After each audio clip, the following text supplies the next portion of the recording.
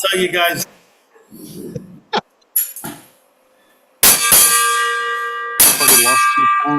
Fifers arriving.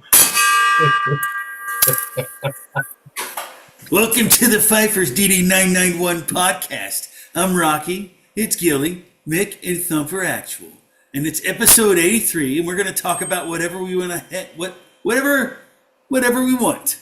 Whatever the fuck we want to talk about. I already got this pulled up. It's the wildest fucking play you're ever going to see, probably, in all of Major League Baseball.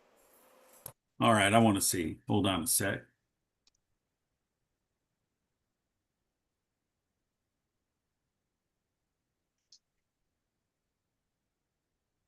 Not too bad getting Pinball con doble play, papá ve la circunstancia, tic, tic, le pega pitcher umpire, pero nos da la asistencia a segunda.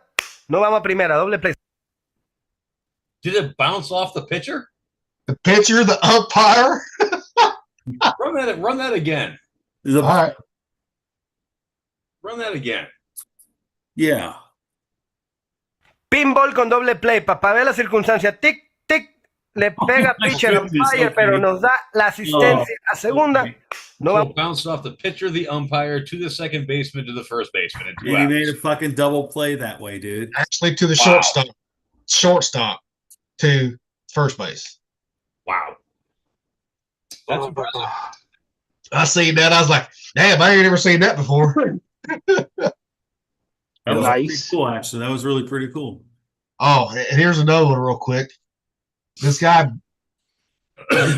just watch. You'll have to. It's weird what his bat does.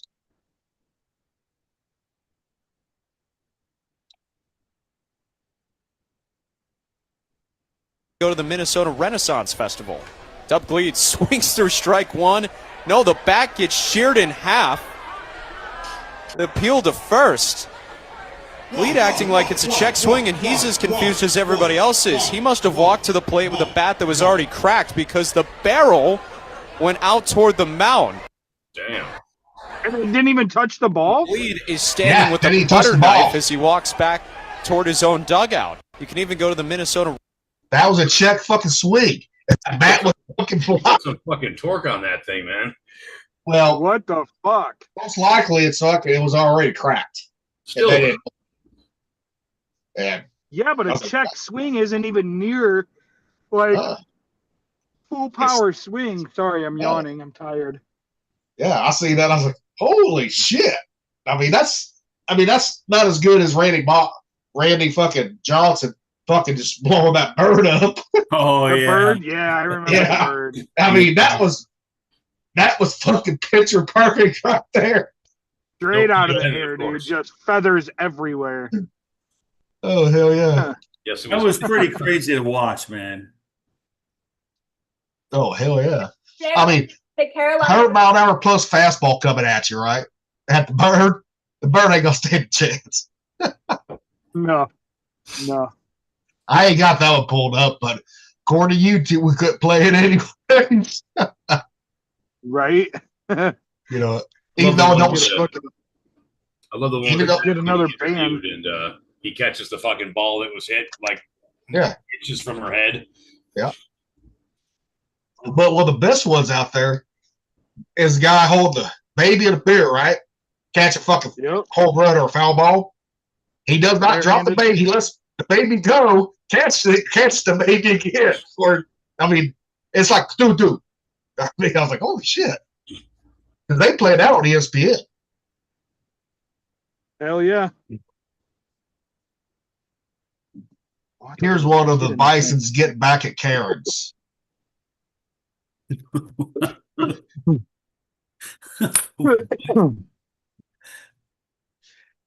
Just listen to what this guy says, too. Can you see it, Rocky?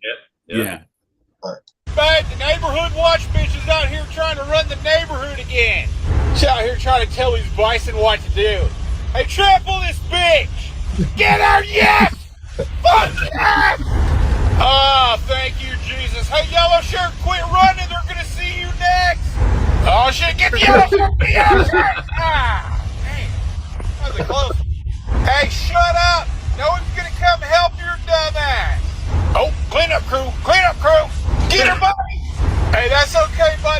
on your side.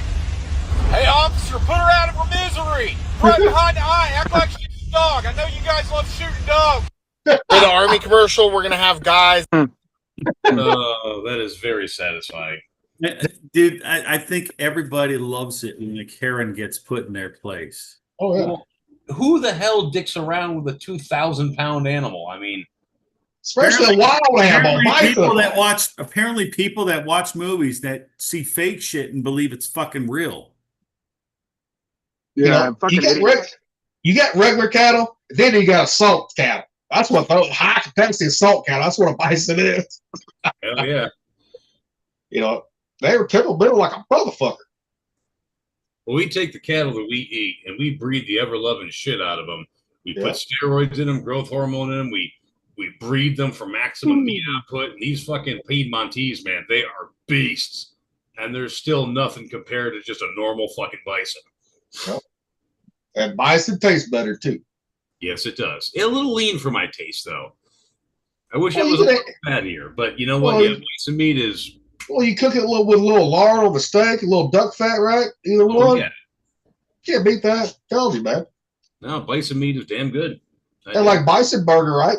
You just put a little lard in it or duck fat in it, you know, to make it not lean no more on the burger side of it. That's all you do. Yep. That's what I do with deer. The best way to do bison burger is to smash it. Yeah, but I'm saying you want that fat in it, to keep it, you know, as patty, right? Yeah. Keep the structure and keep the juiciness in it, right? See, when I did my own deer, I'd cut my own deer up, but I took it to a buddy of mine who owned his own butcher shop. I would take the meat that I already cut up, and he would just grind it for me and add 15-20% pork fat in it and stuff. Yep. Because that was the cheapest way of doing it versus taking it to a locker and let them process your whole fucking deer. They put all that bad shit in. They don't cut nothing that bad shit out of it. They just throw it all in there and grind it all together. And it costs you a fucking arm or leg. It costs you more than the fucking deer's worth to get a fucking deer processed nowadays. It depends on where at. Yeah, like around here, it's some places. I know my cousin got fucking raped on a deer before. Yeah. They charged him $400 fucking for one fucking deer. Really? I'm like, that is that's way too much. Way too much. See, the average price around here at the lockers, if you just take the deer to them, if you did not skin the deer, they're going to charge you $100 for skinning that motherfucker. Yeah. Normally it runs about $300 normally. You don't skin it, you take it to them with the hide on, you're looking at a $400 processing fee. That's more than a goddamn fucking cow is. Yeah, well, my own pig. I pay for a whole cow to be butchered. It's like for them to do the whole butchering and packaging and everything and then freezing it.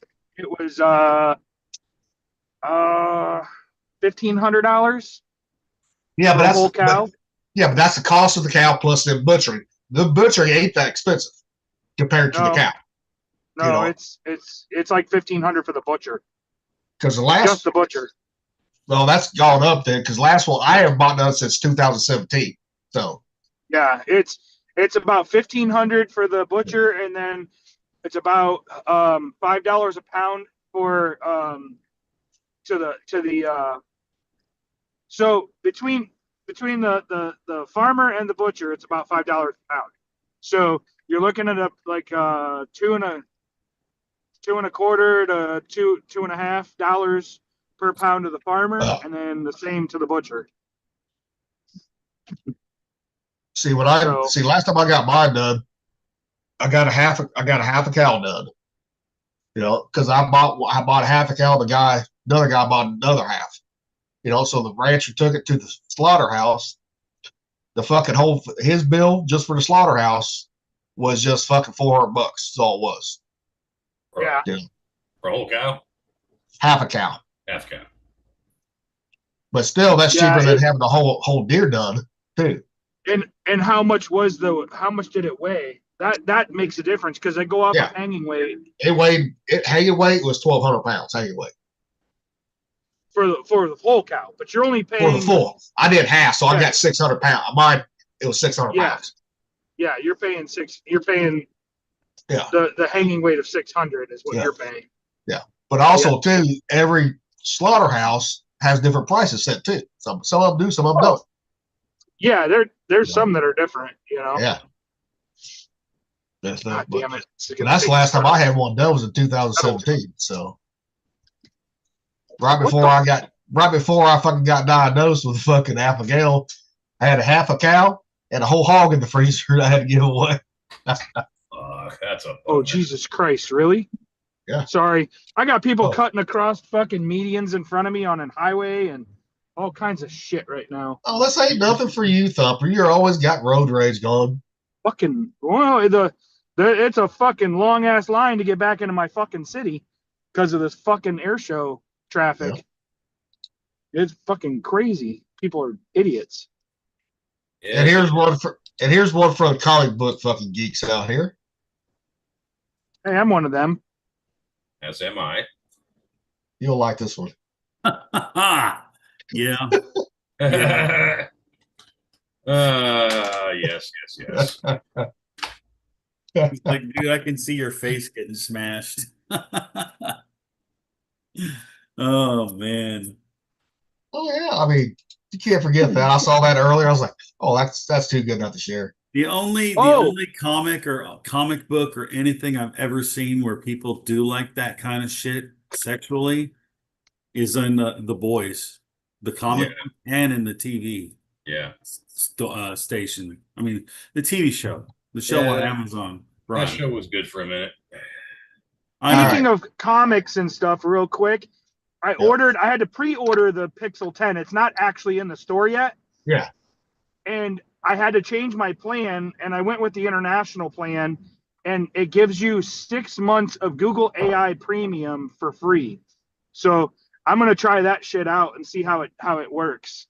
All right, that after might be, huh? But what's the cost of that after 6 months? $10 a month. Oh, okay. Yeah, it's not bad. I mean, so the plan, I'm paying more. Like I'm down below $200 right now a month, but with the new plan and everything, I'm up to like $234 a month for my Verizon bill. But that gets me Netflix, HBO Max. I get to keep my Discovery Plus, my Hulu, my Disney Plus, ESPN Plus, and then I forget how many. I get more for my hotspot, and instead of paying $12 a day for international when I'm like overseas to use my phone, it's included in my bill, so I don't have to pay extra. So it's like a $90 base plan. So, well, speaking of Disney, y'all know Fox is owned by Disney, right? Guess who now is a Disney princess? The guy from MASH. Oh boy. Klinger. Klinger. Yeah. MASH. Fucking MASH. Dude, he was like the original. He was the original, man. But it was hilarious because he wasn't doing it because he liked doing it. He did it because he didn't want to fucking serve. Well, and he still got fucked. Well, he didn't want to be a Korean no more. Yeah, that's what I'm saying. He didn't want to serve anymore, so he fucking, and they just like didn't do shit. They left his ass there. I loved it. Yeah. It's hilarious. Oh yeah, and the spinoff, the MASH, right? You know, it had him and the Colonel, right, working at the VA hospital. Why the fuck is this? Oh, when they got there was a spinoff. Yeah. What was it called? There was. Fuck, I can't remember. Let me pull it up. And actually, fucking Radar was another spell with Radar. He had his own show too. What? Yes. Why do I not remember those? Because they didn't last very long. They probably weren't as good as MASH. Kind of hard. Yeah, MASH was a classic. I'd have been one of them. I would have been the ones distilling and shit, you know. All right. I'd have been making liquor. The spinoff here it is. The spinoff for Radar was called Walter, and you can actually watch it on YouTube. Really? Yep. It was called Walter? Walter, yeah. He Huh. ended moving away from Iowa, right? Lost the farm, right? Moved to Chicago or Milwaukee. I think it was Chicago or Milwaukee. Where he's a cop. Huh. And there was a couple episodes though. I've watched it on YouTube. I've All right, never another heard of one- that. I didn't know they did that. That's crazy. Yeah. And the other one is After MASH right here. You know, you got Klinger, the Colonel, and the fucking priest, right? Wherever the fucking he Yeah. is. Padre. Yeah. but they're at VA hospital. I think it's St. Louis. Huh. Because the Colonel lived in Hannibal. This stuff. But that one, that was kind of hard to find that one, watching that one now. I like that. Tremor. And also, Yeah. you remember the original Expedition. you remember the original Doctor with fucking before Honeycutt BJ got there? Yeah. Trapper. Think where Trapper Yeah. MD, the show Trapper MD came from? That's a spinoff too with him. You mean Trapper John? Huh. Yes, Trapper John. But it's not the same Trapper John that was in MASH. But it's the same, the same person, same character. Same character, right? Yeah. Different actor, same character. Yep. And I did not know that was Trapper John until I got research. I was like, holy shit, that's fucking based off, his MASH shit. This is like another spinoff to it. I didn't know that. I used to watch that as a kid a whole lot. My mom was a big fan, so. Shit, I still watch MASH to fall asleep to it every now and then. Yeah. Shit, I throw on fucking Bones. I turn it down, throw on Bones or NCIS like the original. Yeah. And I fucking fall because I've seen them so many times that Yep. I just fucking fall asleep to that shit. Now it's almost like that or Forensic Files. Now, have you watched NCIS Origins? I watched the first episode. I haven't seen the others. It gets good. I'll have to watch it. It shows. You remember how Macy, right? When she was, they talk about Macy, how she went after him for that murder, right? It shows that she had him dead to rights. And she chose not to fucking prosecute him. Huh. So if you remember it gets good. I'm telling you. And the guy that played fucking Mike Frakes plays that part perfectly right there. I'll have to watch it. I'll have to, because I watched the first episode and then I just kind of I forgot about it. I hadn't basically invested enough time into it to be like, oh yeah, I'm gonna remember to watch that. So who's been watching Dexter? I started that too. I just haven't. That's been really freaking good, man. The Resurrection. Yeah, I need to watch it, but it again, I haven't invested enough time in it to remind me to watch it, and I've been busy with a lot of stuff, so I forgot to pick it up and keep watching it. Yeah. I don't think I've never watched Dexter. Okay, so Dexter's good. They kind of went a little haywire after Dexter.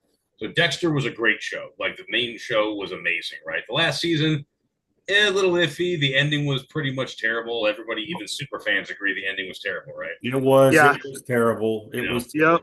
And so they did Dexter New Blood about a year ago, which kind of was a one-season show that kind of took off, from where that ended and kind of continued it to be more satisfying, right? And then they did one at the same time called Dexter Original Sin, which is kind of Dexter as a teenager, right? And so they got rid of Original Sin. Okay, they did one season and they cut it, because there's too much Dexter at once, too much going on, it was a good show, but I definitely agree with that decision. And then New Blood, the one season of New Blood went right into Dexter Resurrection, which is the current one. And continuity-wise, man, it's really freaking good. The kills are very satisfying. Like, the entire show is just done in a way that keeps you engaged. And I'm a huge fan of Dexter. And I gotta say, what they've been doing lately definitely does it justice. I remember when I watched the show, and I watched it when it ended and everything. Mhm. Looked into the character and who they wrote it about, and he's like, this dude. They took the whole fucking Moloch god out of the book, out of the whole thing. He like Moloch is the one directing him, or whatever. It's crazy, but yeah, it was a good show, dude. Except the last season kind of sucked. My favorite line was "Surprise, motherfucker." And that's pretty much universally agreed upon as the last season sucked. Yeah, we all get that. But I do believe with New Blood and Resurrection, I really think they did the fans right by kind of correcting that. There's nothing disappointing at all. There's no wokeness. There's no political bullshit. It's just a fucking good, well-written story. Good, man. I wish they would just go back to that. Like, can we watch fucking normal shit? Well, this is normal. It's got Like It's stuff got- that's supposed to be good. well, Uma Thurman. She's in it. Uma Thurman's in it. So there is a billionaire entrepreneur guy. It's Peter Dinklage from Game of Thrones. The midget, and you've got Uma Thurman, and she is his security person. Like, she vets everybody. She makes security protocols are in place. She plays a completely ice cold bitch, right? But the thing is, she plays it within the bounds of believability. There's no like, I'm invincible, girl power, girl boss bullshit. It's just she plays a person who's incredibly good at her job. And that's it. There's nothing else. She doesn't look overpowered. She doesn't look underpowered. She looks exactly like a person, and her position would be in the real world. Cool. There's even they even had the opportunity to do that crap, and they just kept the character clean, believable, and incredibly well written and well acted. I really think that there's like people are just getting sick and tired of it now. Oh, they are. They're sick and tired of it, and they're just not putting up with people that are acting like stupid asses all the time. Nope. And the people that are writing Dexter right now, I guarantee they got that fucking memo, because I'm not sensitive in this fact that I get offended, but sensitive in the fact that I notice small things. I'm very sensitive when I watch TV shows these days, and I tell you what, my BS radar hasn't gone off once in that show. Well, what's crazy about me is like, because of my beliefs, I look at every TV show and every movie through the lens of the Bible. Yeah, me too. And so there's not a whole lot that I don't miss. Exactly. Now I see it. Now it's like every time I see it, it's in front of my eyes and it's completely obvious. Oh, dude, once you get used to seeing it, man, once you know how to look, you can't ever unsee it. It's weird. It is like a pill. It's like they live, once you put the glasses on, they're on. Yeah. Sure. The fuck is Thumper doing? What are you doing, bro? I'm I'm seeing walking blue into skies my and house. beard. What the hell? Huh? I'm seeing blue skies and beard. What the hell? Yeah, I'm walking into my house. As soon as Thumper gets in his house, I got video just for him. Hold on.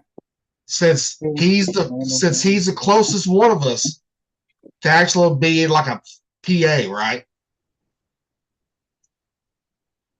This would be him as a fucking PA. Oh my gosh. Okay. Do we want to know? Oh, it's funny. Give me 1 second. I'm putting my dog out, and then Yeah. come on, go outside. Careful. Jeez. Okay. Why am I drinking hot coffee on a 90-degree day? Something must be fucking wrong with me. 90 out there? It's fucking This 90 over here, man. Fucking 73 here. It's Yeah, nice. it's nice. It's nice here in the Midwest. It's How the fucking, hell is it hotter here than it is in the goddamn Midwest in August? it's 73 with a nice fucking probably 10 to 15 mile an hour breeze. Oh, look at Yes. that fucking unsunglass tan, man. Now that you're inside, you can really see Yeah. Rocky Raccoon. it. That's what happens when you go to an air show, man. Well, I didn't use any fucking sunscreen either, so can't Nope. find mine. I don't use sunscreen. If I burn, I burn. All right, you ready? Yeah. Got Yeah. Sasquatch here with a pretty lady. Chest pain, and I think I have an acute angina. Your tits aren't bad either. I've been having That's what I'm saying. If he actually finished his PA degree, got his PA, that'd be Thumper. Yep, that would have been me. For sure. Oh man. Yeah. Oh my god. I couldn't resist. I saw that one today. I was like, that's fucking Thumper right there. That would have been him. Yep. And this next one here, this is how what did do as an adult. I'm gonna say you might want to make sure that you can do that. Single men do everything for themselves, but you never hear a man call himself a strong, independent man. It's just being a fucking adult, people. Yep. Yeah, it really is weird that, certain groups of people or certain types of people have to say that shit. And it's like, so you have a car, a job, and you pay your fucking bills on time. And I'm supposed to think that you're somebody great because of that? It's the same thing. I think all bitches say, I'm a strong, independent man. Okay, bitches, we're gonna take that from you. Fuck you. Well, you know how like when it's like Father's Day, and Yep. you have all the single women going, "Oh, it's Father's Day for me too because I'm the dad too," and it's like, you never hear a dude be like, "Oh, Happy Mother's Day to myself," because get the fuck out of here. Yeah. Hey, I mean, Gilly, send me another request to join because I'm going to join on my All right. tablet instead of my all right, phone. this will be the fourth one here, so today. I want to switch over. All right. I never got the first one. Or Dude, the I third said- one, the second one. Dude, I sent fucking 3 of you. Finally got the third one, Well, I didn't get the others. but I didn't know you was out and about too, though. So Well, it would have shown. Hey, don't laugh at my cane. He's laughing at my fucking cane. hey, Landon, he can beat you with that cane down, boy. Yeah, listen. Hey, Thumper. Hang on. Motherfucker. All right. There we go. Hey, Yeah, I got that's an ass whooping tool there for discipline. Yep. That's an ass whooping tool there. He'll get his ass beat with that cane. So, Hodge, No. the cane you're currently using, the one you're currently walking with, is it a comfortable length for you? Do you enjoy the way it feels? It actually is adjustable. Yeah. So Okay. I can adjust the height on it. Okay. And so yeah, it actually and it has spring assist. So if you push down on it, Mhm. it actually has like a shock to it. Okay. And Now, it how pit- tall are you? I'm 5'9". You're 5'9". Okay. Could you But- do me a favor? I want to try something. I've been thinking about this for many a year, but I think it might be good to experiment on you. Could you give me the length of your cane as you currently have it set? Yeah, I mean, grab that tape measure. Later on, not right now. But No, I got a tape measure right here. I've actually thought about making canes before. I think it's the sort of thing I'd be good at. It fits well with my skill set. And since you're the only person I know who uses one, Well, Gilly has one too. I use one too. but do you really? I keep on talking about I need one right now too. I got one. See, I got mine through the VA just like Thumper did. I got mine for my vertical, for my balance. Have you told us that you use a cane? Because I must have really missed that. If I did, it was like 35 months inches. ago or episodes ago. So Good stuff. mine is at 30. Mine is set at 35 inches right now. So Okay. basically, what he did was he had me put my hands down to my sides, just normal, and he put the handle about where my wrist is. Yep. So if you're making them for different heights, you want to see where their wrist is, and that's where the handle Yeah. should fall. Right. Like Yeah. the top of the handle should be at the top part of your wrist. Yep. Sort of like length of pull on a rifle. Yeah. You know, that's why the physical therapist has to fit you for their cane. Mm-hmm. You know, so Well, yeah, and like I said, this one's adjustable. I can adjust it and mess with it and all that. But it's nice because it has that pivot too. So like if you're hiking in the woods or whatever, it will pivot with the terrain. Really? Yeah, kind of nice. That's pretty neat. See, I didn't get a fancy one like that. They gave me a little cheap, fucking clunky one. You know, but what I did is I just upgraded mine because the store there at the hospital in Columbia at the VA, Go ahead. they sell canes that has your for Navy, Air Force, Army, jarheads, right? I have Netflix and I bought one of those for like $10. I will I find keep- it later. I keep it in the fucking car, so that's where mine's at right now. So, because I never know when I'm going to need it. Half the time I forget to fucking take it. That's why I leave it in the car now. I know I forgot my fucking cane today for the air show. I'm like, God damn it. I'm like, son of a bitch. I mean, they do help. I mean, yeah, you'll get some fucking looks from people like, what the fuck is wrong with you? I'm like, fuck off. Yeah. Like, you're too young to have a cane. Why you have a cane? Yeah. Like, fuck off, motherfucker. Oh, I got asked that one time at the VA. This fucking old man, he goes, young man, you look too old, too young to fucking have a cane. I said, I got balance issues, old man. He said, Right? oh. That's all he said. So Yeah. it's the same way when you get fucking got a handicap license fucking placard, right? You know? Oh, I get stares all the time. I know, I'm the same way on that shit. But you know what? There's a lot of disabilities that handicap us that's not visible. That you can't see. Yep. You know? I get looked all the time. They're like, I've even had a lady, I pulled into the handicap and I was sitting there and I hadn't gotten my placard up yet. And she literally took the time to tap on my hood and tell me to move. And I fucking pulled my placard out and I hung it up and I go, look at my fucking plate. And it said veteran on it. I go, you might want to think twice before you start touching my private property and trying to call me out like I'm fucking faking some shit. And she was like, oh, well, I go, don't be a fucking Karen to me. I'll fucking tear you apart. Nope. And I was like, I'm fucking actually handicapped, bitch. And I said, I got my own fucking handicap placard. I said, it's my signature and it's issued to me. I was like, so don't ever fucking tap on my goddamn vehicle again. Tell me to fucking move. Bitch, Oh, yeah.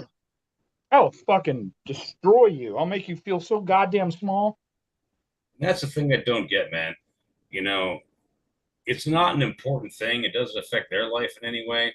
And let's say you were a fraud. Let's say even you were a fraud, right?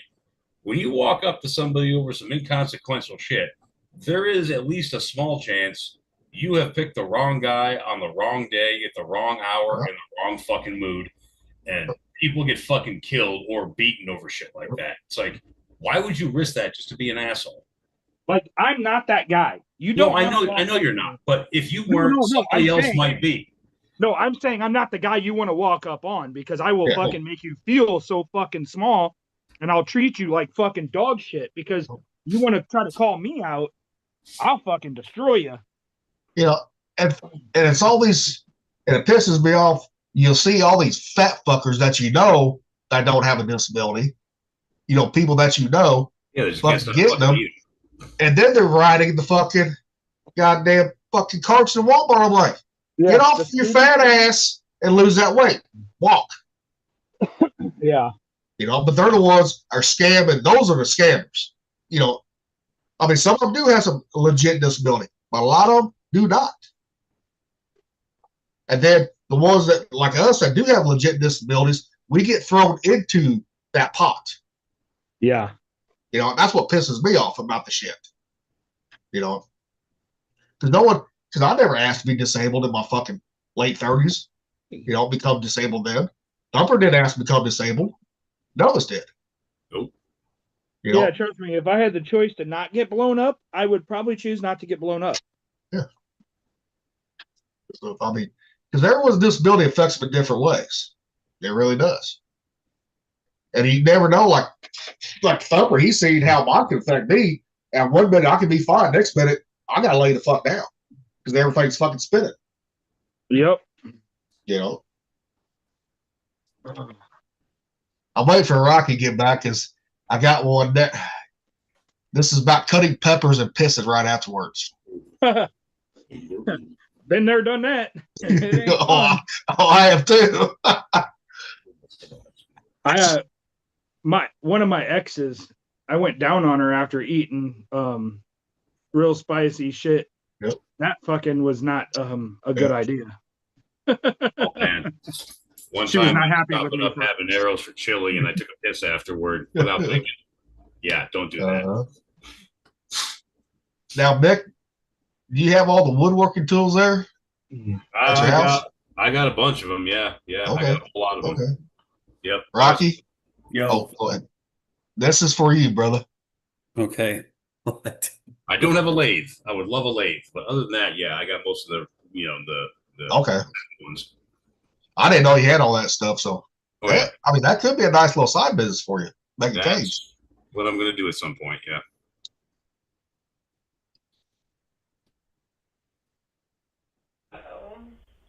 What? You were cutting peppers. Okay, cutting peppers make me weenie spicy? You were cutting peppers. Then you went in there to pee. Do you wash your hands? No. I have a jalapeno wiener? Oh! Baby! Oh! What did you do? Can I put it in milk? No, I just bought that milk. Go in the I shower. want to put it in the protein shake. In a protein shake? You need to wash it. Just why do peppers make me spicy? It makes everything spicy.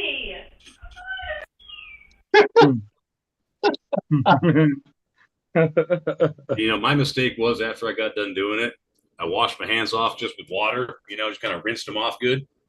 Capsaicin, the hot shit, is an oil. Rinsing it off with water does absolutely nothing. I thought I had it covered, and no. Shit, I fucking washed my hands numerous times with Dawn and everything. Went in to take a shower and I fucking burned the fuck out of my face when I washed my face.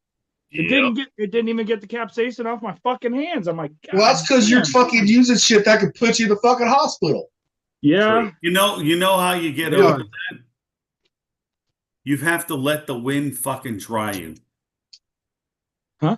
The water, every time the water hits the fucking oil, it just spreads the oil out more and you burn more, right? The oil has to fucking evaporate. Talking from experience right there, Rocky. Ain't you? He's a taco guy, Look, Heidi and I got pepper sprayed in 2003, right? After that, we carry batons and pepper spray because we knew how to deal with it when we got fucking pepper sprayed in the face and had to do fighting and all that shit. Well, I did it there, right? I went through that same course. Well, I did, and then I did the courses again. Then I became an instructor and I got sprayed again. That sucked. And I then, hated getting sprayed. people would fuck with each other and, oh my gosh. Or they'd spray it on someone's fucking seat and the fumes would just come up. It was fucking terrible. Mattresses. But we learned, Heidi and I learned that we just had to let the wind blow. And hopefully it's a windy day with the breeze. And you just keep your eyes open to the best that you can and let that shit dry out. Because when you go home and take a shower, you have to fucking make sure you wash there again. And you have to make sure you scrub your face really, really good. And lean forward. Because it's like remember when it rains and then all the oil comes up and people slip and get in fucking accidents real fast? All the time in Everett, dude. From the time that I was in Everett, I saw that all the time. I'm like, it just started raining 5 minutes ago. What the hell? Anyways, same concept. Oil comes up. You got to scrub yourself really good, and you have to air out again. And then make sure if you get your fucking clothes with fucking seed or anything like that, you wash it separately. Okay, and then run another cycle, I guess just water or something, or some rags that you need washed anyways, that you're not worried about getting ruined. Wash it again. Make sure that shit's not there. That way it's not fucking ruining your washing machine. Every time we got sprayed, you would know when dudes got sprayed when they were in the shower because you'd hear them start screaming because their dick was on fire because they wouldn't lean forward when they washed their face. They would stand there and let that shit run down. And their nipples would be burning. Their dick would be burning. Their balls would be burning. dude, because it just runs down, dude. It, like in the barracks, dude, in the shower trailers, it was like so you would know when people were getting sprayed because they got done and then they would fucking go and take a shower and you'd hear screaming, and like it was so fucked up because after I got sprayed, it was hours later, right? I was fine. Went into the chow hall. Well, the fucking chow hall was hot. It fucking reactivated that shit. So I'm like trying to get my food online and I'm like fucking tearing up again and snot and my eyes are fucking slamming closed again. I'm like, son of a bitch. And this was after I washed my face multiple times and everything else. We used to carry those big foggers. I don't know, for crowd suppression for riots. We were QRF at the prison. And so we would carry these huge fucking foggers. They would shoot like 20 feet. I mean, it would fucking cover an area. We would fucking, somebody pissed us off or we wanted to fuck with somebody, would take one of those and we'd just crack their fucking door to their fucking trailer that they lived in and just let loose one of those fucking foggers, dude, and just fill their fucking trailer. They'd come running out, just snotting everywhere.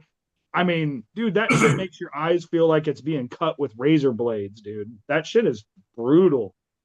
And we had the CS powder balls, the pepper balls. Also, we had pepper balls and CS. So when it hit, it would fucking poof, and then it fucks with you. And then we had CS 40 Mike grenades. Those were fucking fun because those will go through fucking plywood.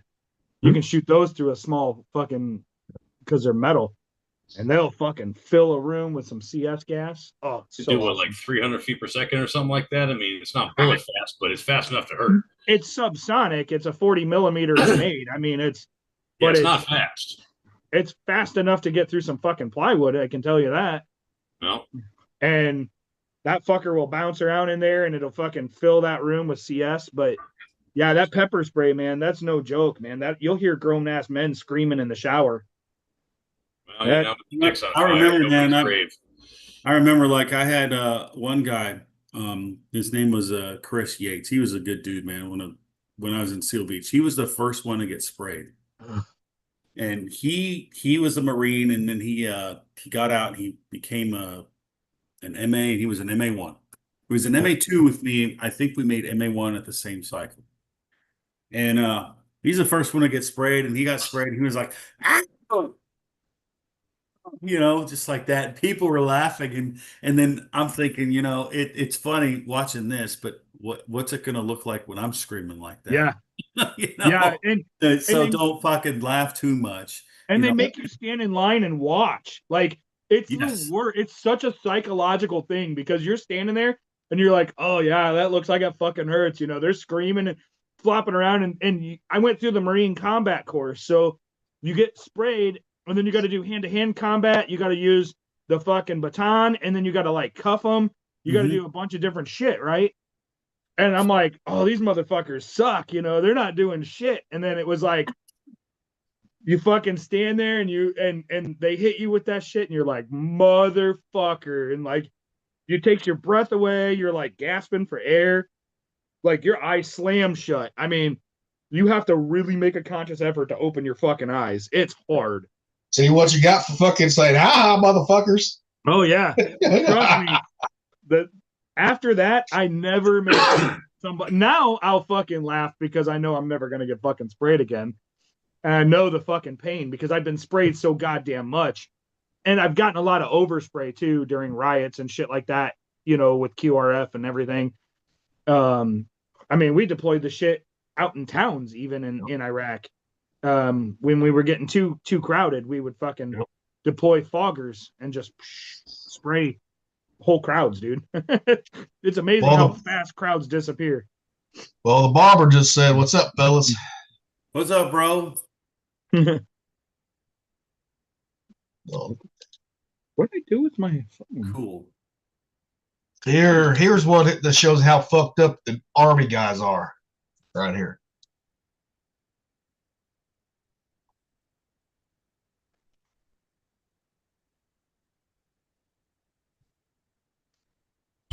For 15 seconds, are you tongue kissing your cousin for 25K? Yes. Tag, you tongue kissing your cousin for 15 seconds for 25K? I'll do it for free. My cousins are hot. Look at this creep. I know he doing it. I ain't even asking him. You don't know. Okay, you doing it? You have to ask me the question. You tongue kissing your cousin for 15 seconds for 25K. I do it for negative $20. I give her $20. You gotta come out of you. I pay her. For 15 seconds, are you tongue kissing your cousin for 25K? 25K to kiss my ex. For 15 seconds. Oh, dude, that's funny, man. That's funny. That's hilarious. Oh, dude. 25K? Okay. 25K for no gay. I mean, you ain't fucking them. And he didn't say what cousin. Is it a first, second, or what? Yeah. Right. I mean, first cousin, that's called kissing cousins, right? There is a difference. You just don't want to sleep with them. That's the thing. That's where you get the retards at when you sleep with your first cousins. Is that what happened to you, Yuli? Nope. It could be down the line. So, no, I got cousins on both sides of the family, like double cousins from both sides.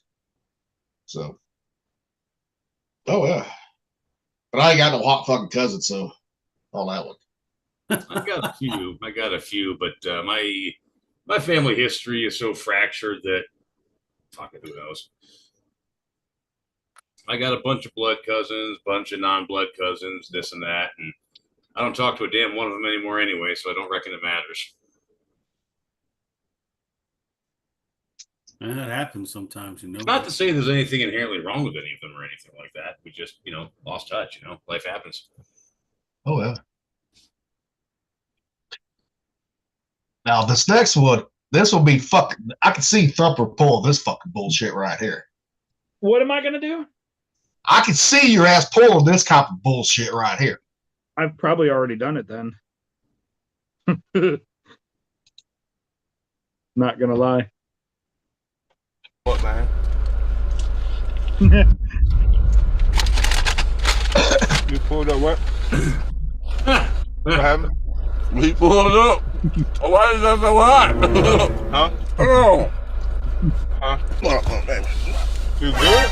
That motherfucker. Why you take your shirt off, fool? I don't got no hey, about the bush. How you eat your joint so smooth and calm late? It be good. You crying, fool? What wrong? This motherfucker hot. That man crying, y'all. This is serious. Hold on, bro.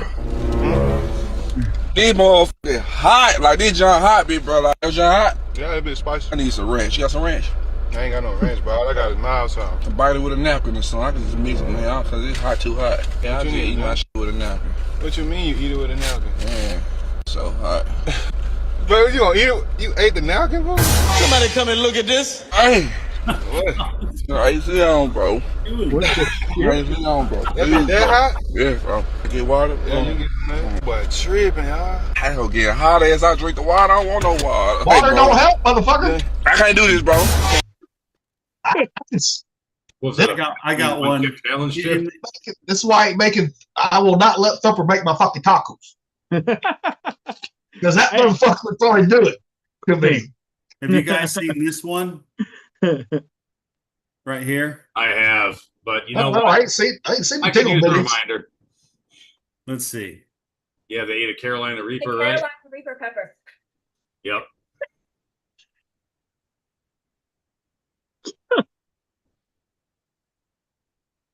I just want to see those titties bounce up and down. Right? Hey, all she needs is a little man juice to calm it down as a lotion. That's all she needs. She got that mascara running, and she's.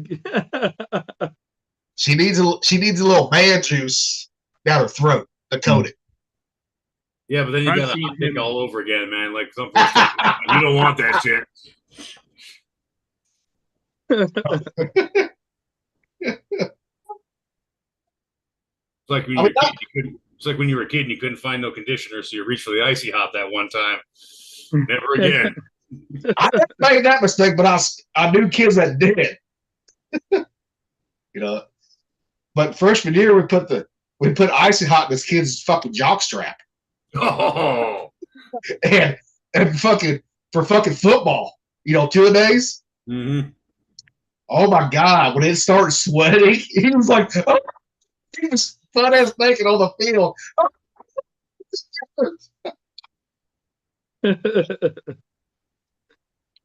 But not everybody can eat fucking spice like that. No, definitely not. That's the thing. Is like, I'm, I handle it very, very different than other people, and they think that they can, and that's the thing is everybody's like, is it spicy? And I'm like, well, whose spicy are you talking about? Like, because when I cook, I try to make it as mild as possible. And I'm always asked, is it spicy? And I'm like, no, it's definitely not spicy. It's like mild, Yeah. And then they're like, oh my God, this is fucking hot. And I'm like, I don't even feel it. Like, it doesn't register. Yeah. You have to go off chili heavily because nobody else could fucking eat it. Yeah. I mean, the shit that, like, when we were out in North Carolina, I made that Thai food and I chopped up, I minced up some habanero, and only a couple people used it, but I dumped it on mine, because I couldn't fucking get enough hot. Like, I couldn't get enough spicy. Did y'all read the comments what Barbara said? Shoot, back home, we kept it in the family. And the sis is the best, but your sister to the test. Put your sister to the test. If she ain't good enough for our family, she ain't good for no one else's either. Sorry, I had to go back. I just clicked over the YouTube and I saw the comment. I was like, oh shit, damn. No truth of that. Sorry, I didn't mean to interrupt. Go to no, you're subject. Good. You're good. You know, you always got to ask Thumper, your spicy level, or say like my spicy level. You know. Yeah, the Thai place here, they literally have a like a no heat, a mild, a medium, a hot, a Thai hot, and then they have a Brett hot. Like, that's my hot. Like that. They literally have their own, like, I have my own spice level at this restaurant that is above their Thai spicy, because they can never, the chef there, whenever I eat there, he comes out to see how well he did. He looks to see if I'm sweating, if I have any tears, and he's always disappointed. Always. So Brett, have you eaten at Famous Dave's, the barbecue joint? Yeah. I know it's a chain, but you've been there, right? Yeah. So how are you with the Wilbur's Revenge sauce they have? It's nothing. Even I can eat that. That's not bad. I'm just establishing a baseline here. Yep. So, I've done the Blazing Challenge numerous times at Buffalo Wild Wings, and that's even nothing. They look at me like I'm stupid. And then dude, I got the T-shirt even. Yeah, Buffalo Wild Wings Challenge, nothing. Yeah, Hooters has a ghost pepper sauce for their wings that's really good. It is spicy. Okay. It's got a good spice to it. I would warn you, if you don't handle. See, and it's hard for me to even fucking say what it's like, because to me it's not like it. Most people couldn't handle the fucking ghost pepper from Hooters. I could say that because it is spicy. Okay. It does have a spice to it. Absolutely. I feel it. But it's not enough to stop me from eating. I will eat it, no problem. There's been a couple times I've actually broke a little bit of a sweat. Not bad, but yeah.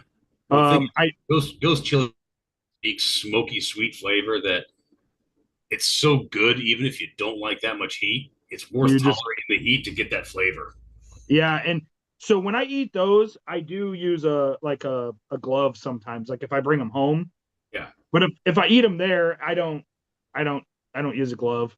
But yeah, it's definitely spicier than anywhere.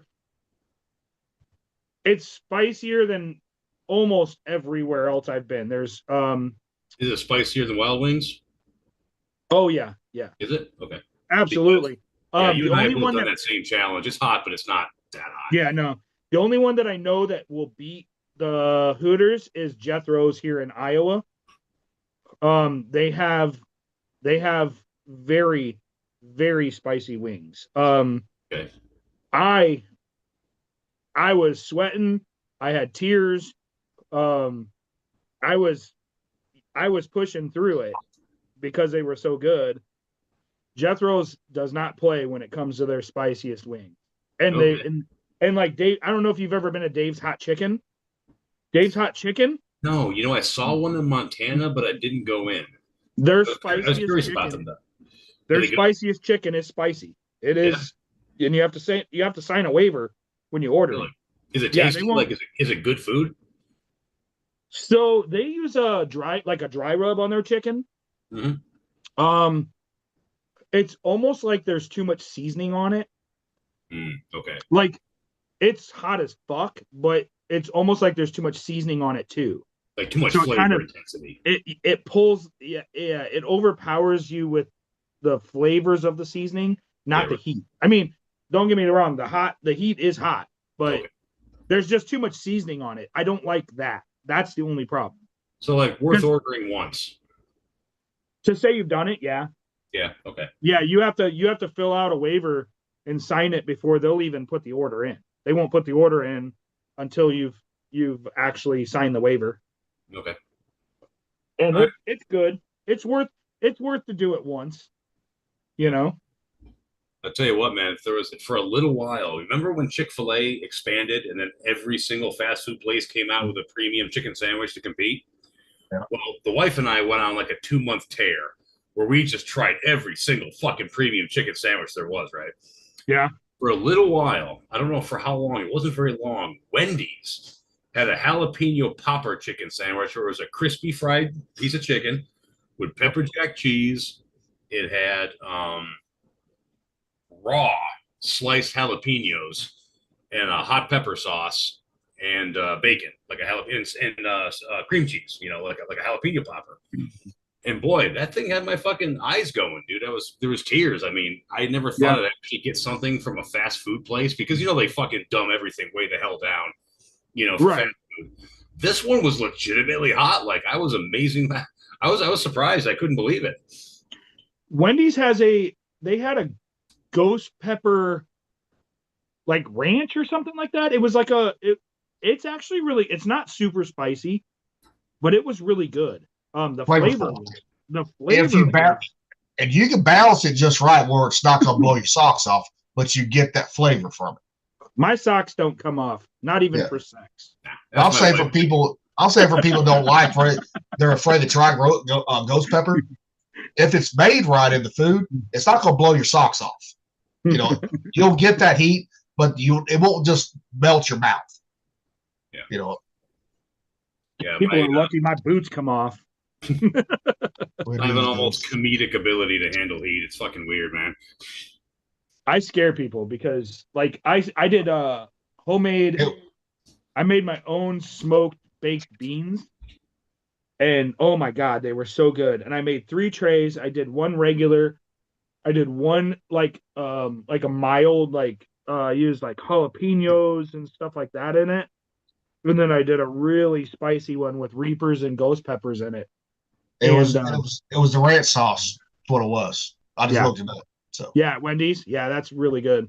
Yeah. But the smoked baked beans that I made, holy shit! Even the ones that were really, really spicy, people were fucking eating up because the balance of the sweet in the baked beans and then the spicy hits you.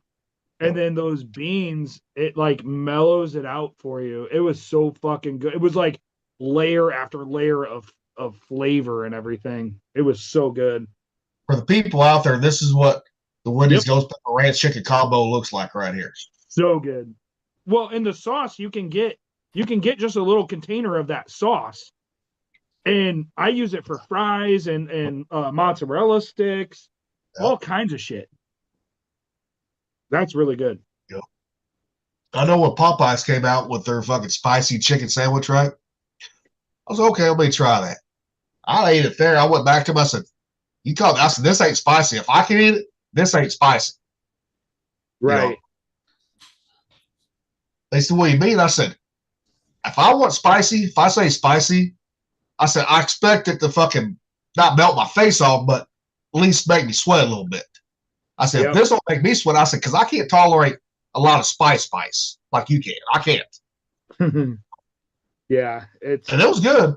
You know, I really want Rocky and his wife to use my 3-pepper powder to see what they think. And their fucking salsa. Hell yeah.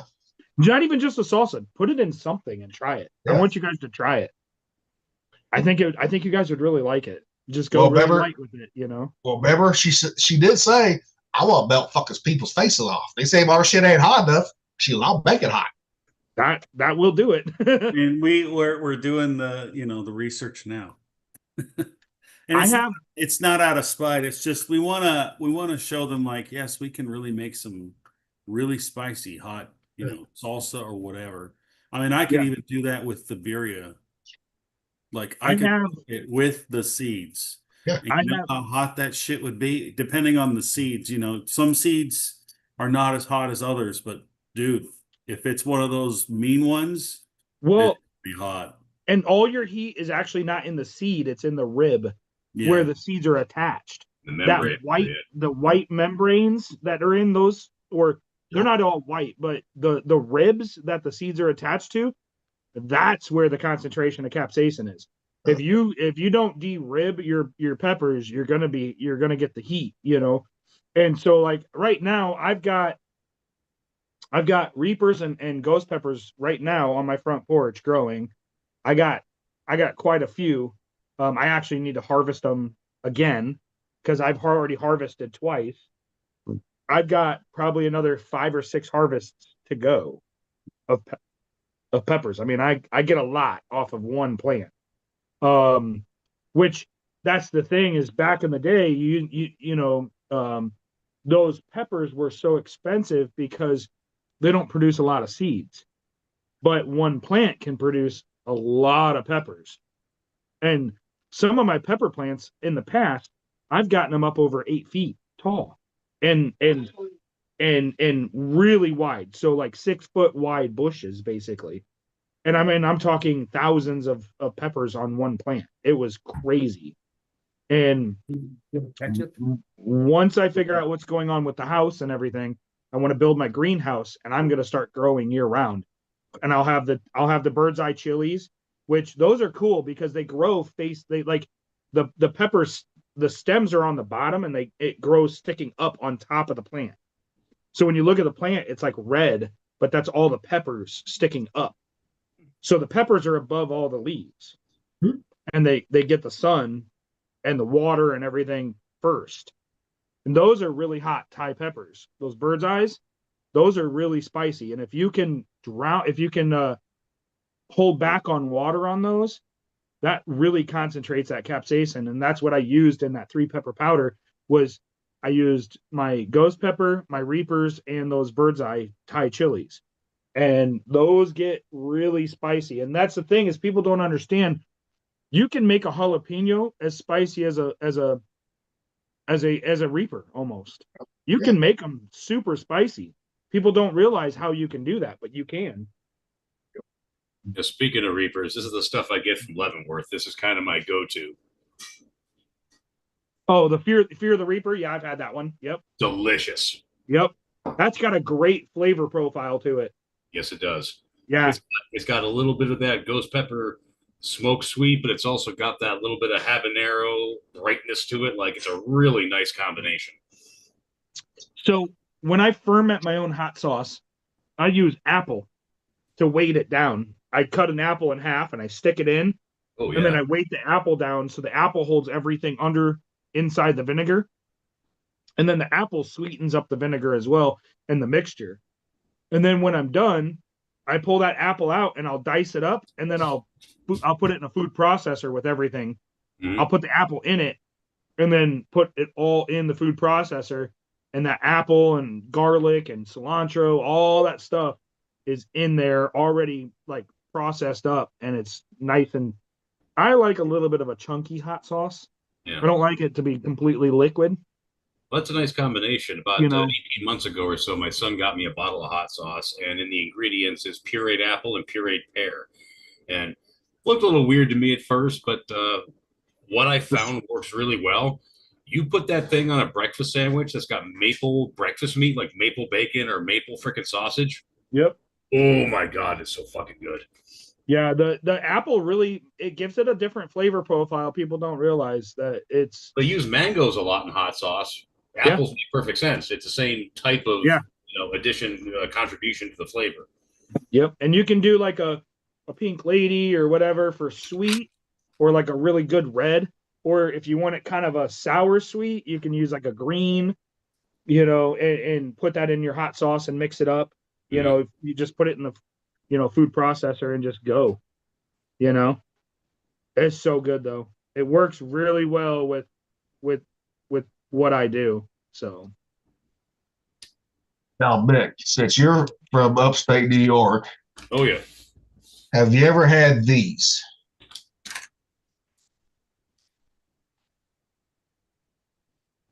Oh fuck yeah, dude! I grew up on those. Okay, I figured you did. Yeah, salt potatoes are like a and the thing is, it's not just an upstate New York thing. It's a Syracuse area thing. Like, it's really like super regional.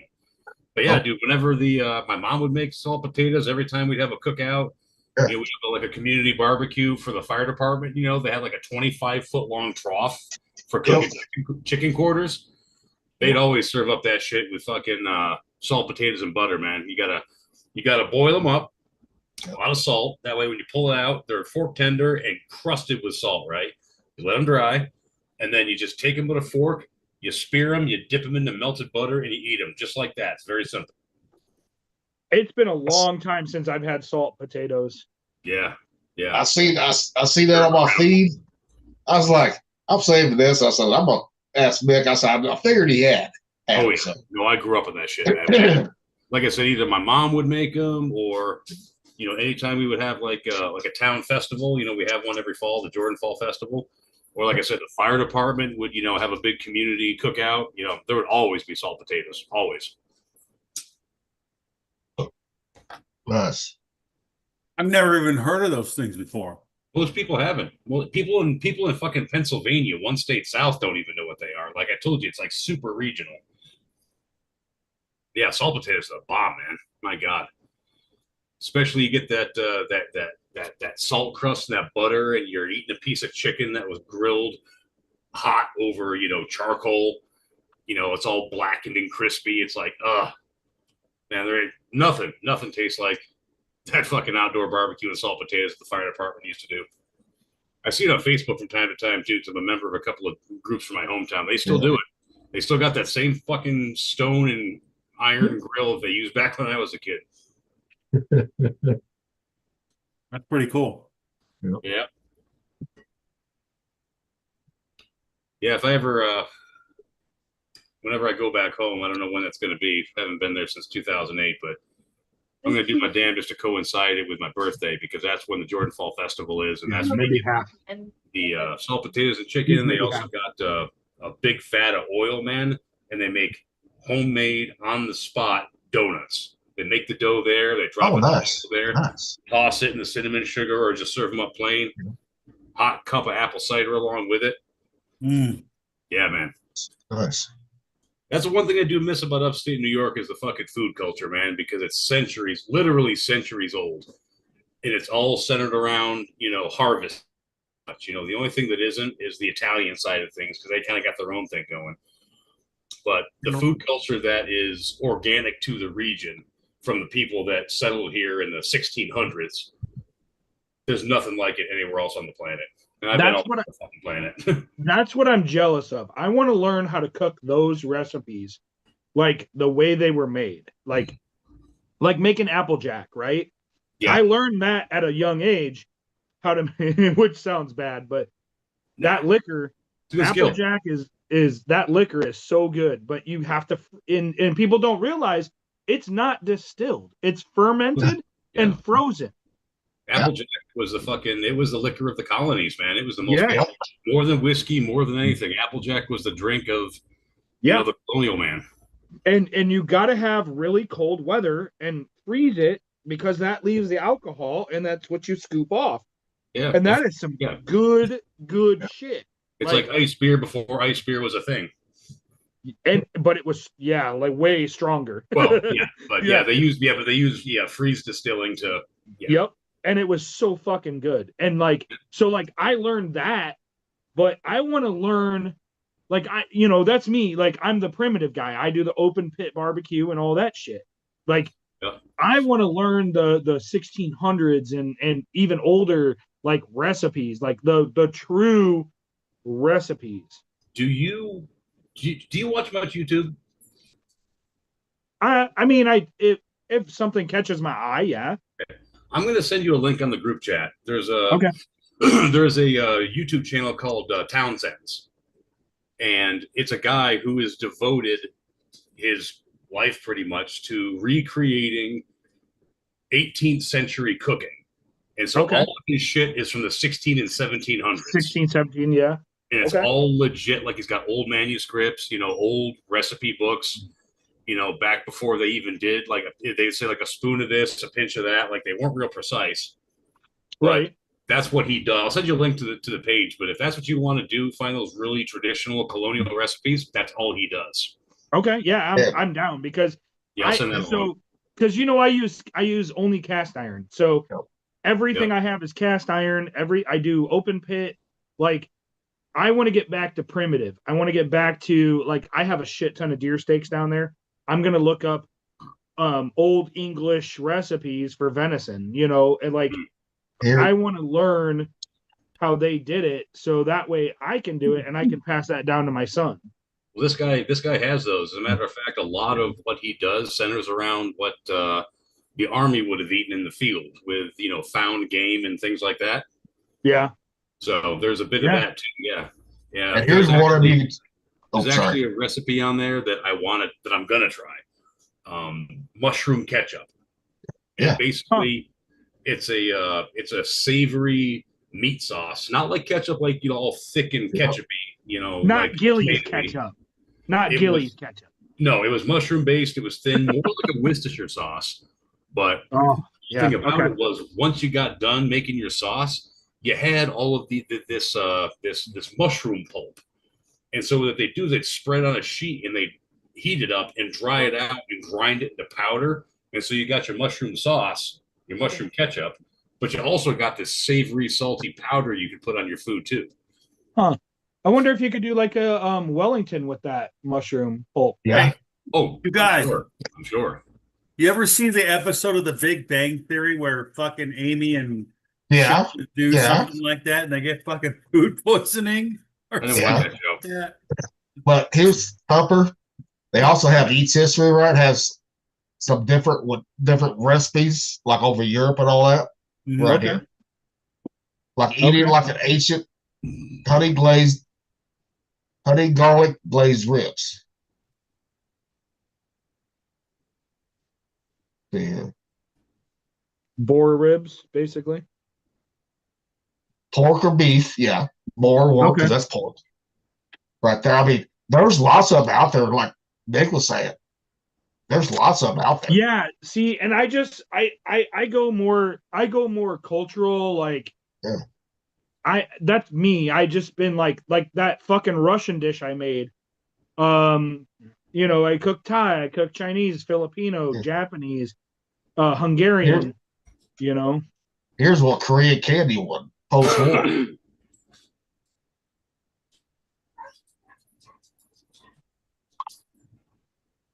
We get down to it. Oh, it's like the Squid Games. Yeah. You got the candy that you got to fucking use the needle and fucking get it without breaking it. Yeah, I mean, dude, there's a lot of shit right there. I mean, I've never looked at that site. When Nick says that link, I'll look at it, but I don't know if I'm sure they'll have some of the same recipes, right? But they might have some different ones that's not on there too to try. That's why I brought this one up. Yeah. That's actually kind of interesting. I want to make that Squid Game candy. Like this one, vintage 4th of July recipe, red, white, and blue ice cream, 1902. You know, Old West recipe, 1881 tombstone salmon with black butter sauce. Let's see here. We can pull up that recipe on this one. I might be able to pull this one off. 1881 tombstone what? I'm sorry. Salmon with black butter sauce, huh? Yeah. Salmon will be in the way. That actually looks Springtime. really good. Balsamic vinegar or cider vinegar, parsley, capers. I mean, it looks like you could do that. Oh, yeah.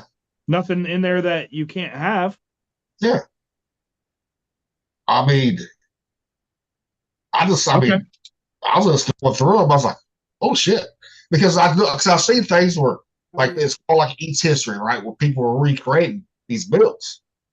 You know, and stuff like, I'll definitely check that one out that Nero sent to the group next.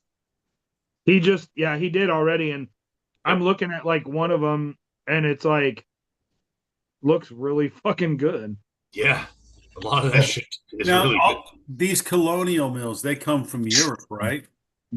Well, originally, yeah, of course. Yeah. So if they taste good, and then you hear all those idiots saying that, you know, white people from Europe didn't have any taste or could create fucking food or shit. whatever. Well, I'm No, like, what you they guys say is kidding there's me? no seasoning. White people don't know how to season. That's what they say. Because like And a that- lot of the meals are bland. You know, Yes. they don't have the seasoning. Yep. But also That's all keep I in use mind, is seasoning, dude. huh? That's what that birria mix thing is seasoning. No, they're Beer talking is about not white people. people's seasoning. That's Mexican. Rocky. Yeah. We're just culturally we're appropriating that cultural foods. What we're doing. Well, trust me, if Mexicans found out what I was using your birria seasoning for, they would be pissed until they tried it. Yeah. And then they would be like, "Oh, okay." I think it's interesting that you would actually test it out on different forms of food. I mean, that's pretty cool. Well, why not? If it becomes like a universal seasoning thing that people would It have is. in their kitchens It is. all over the world, that'd be amazing. I'm telling you, season your fucking chicken with it. Then throw your chicken, your thighs, not breast but thighs, all the two smokers that you got. I'm telling you. Yeah.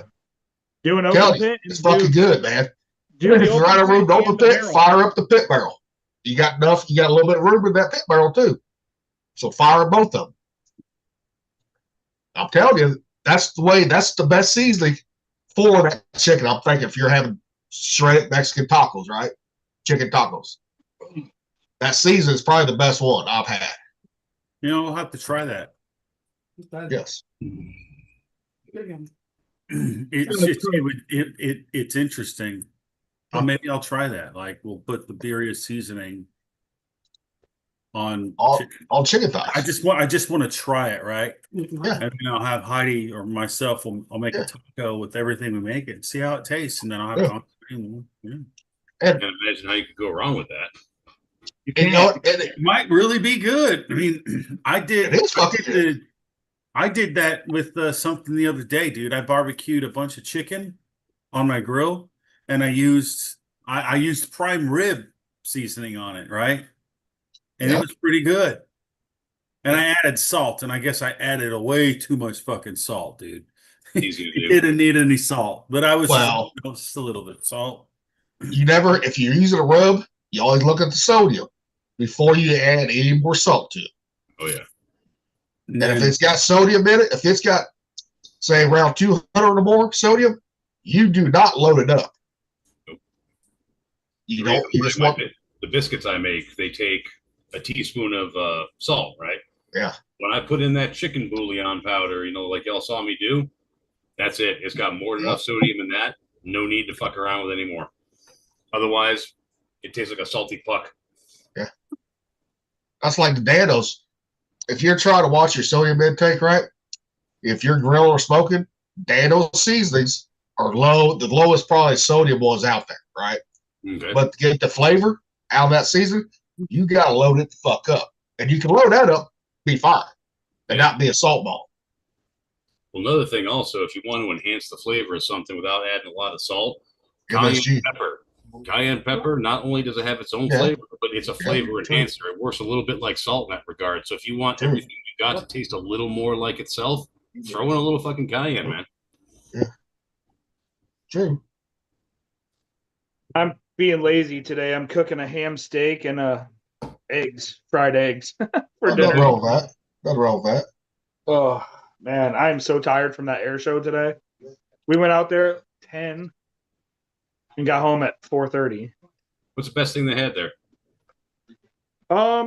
They actually had some really cool stuff. I mean, they didn't have the F-22 or the 35 this year. Okay. They had the Thunderbirds, which I was like, fuck, I really wish we'd get the fucking Angels back, Blue Angels, but it was a good. I mean, they do the Tour. I don't know if you've ever seen that show. Yeah. Oh yeah. Yeah, back in 22, I saw the Thunderbirds, and yeah, they were impressive. Well, the Tora is all the P-51s, the Zeros. We had them too. A B-17, like all kind, and they do a bunch of pyrotechnics with it, huge pyrotechnics. And then they had the a jet truck, 76 Chevy, I think, and it had 2 jet engines on it, Pratt & Whitney jet engines. Uh-huh. It's fast, dude. It goes over 300 miles an hour. Like what, an old J-34 or something like that. And here's, sorry. They got grog on there too. Ooh, yeah, nice. Grog, yep. Yep. Oh. Just enough alcohol to kill the germs, but not enough to dehydrate you. Yep. Yep. That's where we get the term feeling groggy. I'm still going through because I'm on page number 8 right now. It keeps going. Yeah. I mean, they even got what did princess eat on Alcatraz? Nice. Do they have any like ancient biblical meals in there? Dude, they got like King Henry. You got his last meal and shit like that. They got some. Let me go back here. You got Cleopatra, ancient Egyptian banquet recipe. Wow. You know. See if they have the ancient beer recipes there. Yeah. What about the Last Supper? You know, wasn't much to that. Imagine if somewhere it's all bread and betrayal. The annals of that someone wrote down, this is what they ate for the Last Supper, for the Passover meal. You know, it would probably be banned because it's an endangered animal now. Probably, like who knows? No, it was like a goat or a sheep or something. I think. Here's one. This is from the Romans. Roman stuffed dormice. Dormice, huh? Dormice, huh? Let me get to it here. Well, it's just chicken. Oh, okay, it's just chicken. I want the actual mice. What I want to actually see, and I haven't found it yet, but you know the Spartans, right? They used to eat something called black broth. Yeah. And there's stories of what black broth was. They're not entirely sure how to make it anymore. Rumor has it there was marrow and blood in it, among other things like vegetables and meat. They don't exactly know what the black broth is, but from the tales that survive, it was highly nutritious and utterly vile. Like had to be. It's probably loaded up with blood then. Yeah, you had to be just a don't give a fuck warrior to eat this shit. Like apparently all the surviving accounts of Spartan black broth is just like I cannot eat this shit. So, but the exact recipe's never been found. We haven't found a piece of parchment, papyrus, stone, nothing with that recipe on it. So that's what I would like to see. See, here's the oldest recorded recipe: Babylonian lamb stew. Really? Well, lamb, yeah, lamb's always been there, man. Ever since back 4,000 years into the heart of ancient Mesopotamia. 4,000. I mean, a lot of that, like Mick said, a lot of that shit is lost to time because a lot of shit was not written down at all. No, or if it was, it got destroyed. Well, it's family to family, oral tradition, that sort of thing. Yeah. You know, this is Babylon, so this is after the Tower of Babel. Yes. So this was. But this is still biblical times, right here. Yeah, it is. This is like the times of Abraham, Isaac, Jacob, This is a couple of hundred years BC. Like Babylon was at its peak around like I think 400 BC because Alexander took it over in like 336 BC. 332. 332. Okay. Yeah. And then he died in 323 BC, and then the 4 generals took over, and then after that, the Ptolemaic reign. After that, when Cleopatra was. Yeah. And they talk at Cleopatra's actually mentioned in those passages in Daniel. She's a Macedonian. It's crazy. And like, all right, I'm going to send you all the link to this. But we're talking, if we're talking Babylon, we're talking at the height of their power, we're probably talking 400 or 500 BC. That's an old fucking recipe. probably the time of Nebuchadnezzar. Yeah. Daniel the prophet. Yep. Trying to figure out how to share this fucking thing. Try to send this to our fucking group chat. Heck, post it on YouTube after we're done, saying, "Hey, check this out." Maybe someone will check it out, and then I'll follow the link in the description below. Yeah. Well, I'm trying to find where it says copy link.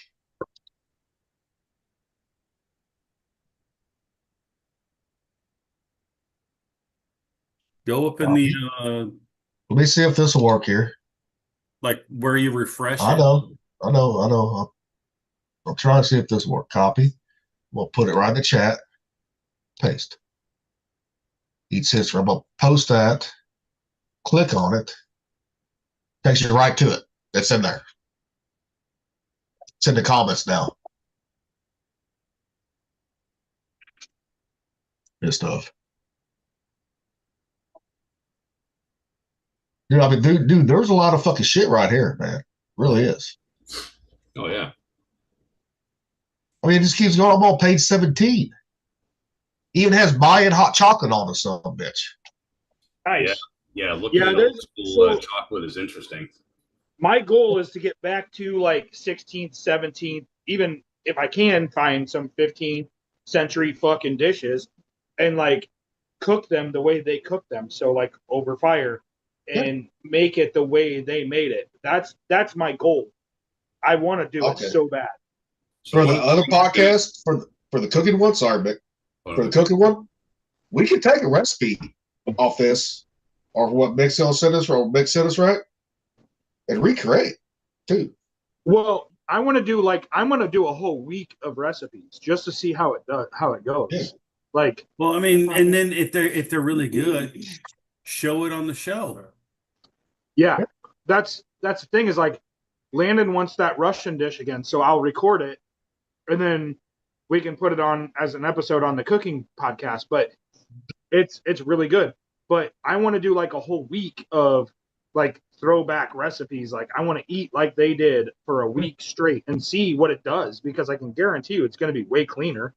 Yeah, Nick found it. Yeah. Oh, so you like that open page, right? So if you really want to go down the rabbit hole, that Townsend's page I showed you, they actually built from scratch a cob clay oven like they would have used back in the 1700s. Yeah. And the cool thing about it is you got to start the fire inside of it, right? Get it burning nice and hot. Then you got to shove it all back, all the coals and everything, right? Yep. And then the temperature starts going down ever so gradually because it's well insulated. So the shit you got to cook at 1,000 degrees goes in first. Yeah. And you pull it out, and the shit you got to cook at 700 degrees goes in next. And that's and they layer, the way they cook and what they cook based on the temperature as it goes down throughout the day. It's fucking fascinating, dude. And that's about as old school as it gets. Yeah. Found your recipe for you, brother. Well, and they also had a lot of like one pot recipes too. Yeah, peas pudding. One pot, a whole bunch of shit. Keep it warm enough to keep the bacteria at bay, and just keep adding and adding and adding. Yep. Yeah. There you go. Pork shank, pork blood, vinegar, onions, bay leaves. Half a pint of pork blood. Holy shit. Yep. Yeah. There you go. Barley. Yep. Barley. That's good for you too. Very nutritious and tasted like shit. Now, Mick, it's there for you if you want to make it. I guarantee none of them boys had anemia. Their iron content was probably pretty goddamn good. Now, try and get pig bugs. That'll be a little challenge unless you know someone that slaughters their own fucking hogs. You say a You know butcher, what? maybe. When my butcher. buddy had his 4th kid, he got rid of his fucking pig herd. He slaughtered up the last of them because it was too much work. But before that, my buddy across the highway from me is where I got my pork. We could have got as much blood as we wanted. Oh yeah. Well, I think with that British black pudding, that's got blood in it, right? Yes. Yes. It's like a blood sausage. Same Blood way with the sausage. same way with the Vikings blood pancakes too. Yeah. Like the traditional English breakfast, that has the blood, sausage. Yeah, they call it black pudding, but that's got blood in it. Yeah, black pudding. Yep. Yep. Oh yes, I'm making some of these motherfuckers. Well, the Germans had blood sausage too. I mean, a lot of cultures had blood in their food. It's good for you. Like people don't realize how good blood is for you. Like just to eat it, like it's nutritious. It's got all the shit you need. As long as you cook it, you're good. Sure, get rid of the pathogens. Oh, Yeah. yes. Dude, I'm on page 27 now. Oh shit. Holy shit. Going down a rabbit hole. Fuck yeah, I'm going down a fucking rabbit hole this shit. Oh, rabbit holes are great, especially when you find a rabbit at the bottom. Matt did. Carrot tea cake recipe from the American Revolution. Tea cake? Yes. Carrot tea cake. Carrot tea cake. Okay. Yes. Yeah, sounds good. Holy shit. All right, there's 29 pages on it. Okay. Even got George Washington's favorite food, oatcakes recipe. Oh yeah. I've Oatcakes are actually good. seen that recipe in other places too. Oh yeah, I've never made it. So his version of it. I've never made it, but I've actually seen that recipe a couple times. Okay.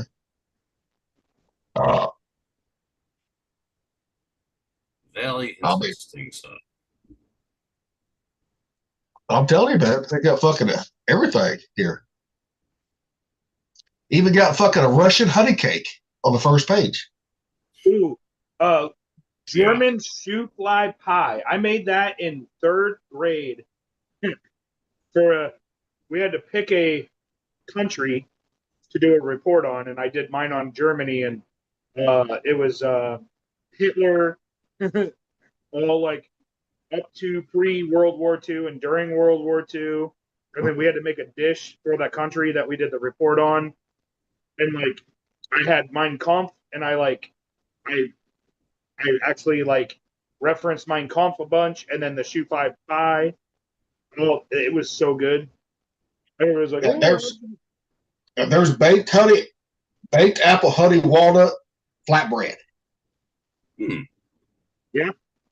From fucking between 1650 and 1200 BCE. You can just say BC. Yeah, BC, yeah. But so Rocky, there's your ancient fucking recipes right there. They got a lot of them in there. Tell you. And that was back before apples were as they know them today. Back then, apples were hard, sour, and basically inedible unless you boiled them down and put them into something like this. Yep. Small. I mean, a tart apple, crushed walnuts, coriander. Yeah. Well, coriander is just that's just cilantro seed, basically, isn't it? Do that. Oh, coriander, isn't that just cilantro seed? It's cilantro. Yeah, it's just Europe calls it coriander. We call it cilantro. Okay, all right. It's the same damn thing. Sure. Weird. But among you guys, how many people think that it tastes like soap? Actually, it did not taste like soap to me until after I got diagnosed with alpha-gal. That's when I noticed the change in my body. Okay. Happened. Rocky's taking a long drink for answering this one. I don't have a problem with it. And you, Thumper? I love it. Okay. Yeah, me too. And my son loves it. And I know it is there's a genetic component to it. Like people are just genetically predisposed to having it taste like soap. But it's not a choice. It can be reprogrammed. Yeah, but it could also happen later in life like mine did. Well, if something happens, I get it. But for me, I've always loved cilantro, and I've never tasted the soapy aspect of it. Again, it's genetic. I'm not judging anyone, but technically you're right, but technically it's not always genetic too. Well, I mean, I'm sure there's outliers like you, but Yeah. generally Yeah. speaking, I think they said 23% of the population Yeah. is genetically predisposed to tasting soap. Actually, I just love it. They actually kind of based on what happened to you, dude, it would be genetic. It reprogrammed you so that you can't eat mammal. Well, you think about it, but your body goes through a change every 7 to 10 years too for allergies. True. So, Now, I have a question. Now, do you eat cilantro now? Is it unpleasant for you to taste the soap? it's not unpleasant, but I can taste it. Yeah, I can taste it. But you still eat it. I can still eat it. I just don't. If I know it's in there, I'd say no, don't put it in there. Okay, I get it. All right. Now, if you don't put a lot in it, I can eat it, but I can still taste it. The soap. Okay. It's just so it's not something that's repellent to you, just something you'd rather not have. Well, since it tastes like soap, no, I just stay away from it. See, I'm not a fan of parsley because I can't taste parsley. Yeah, everybody's like, "Oh, parsley." Well, parsley has no taste to it, but I just substitute for the color look aspect of it, parsley and stuff. That's what I do. Toast, man, you got to have that green, baby.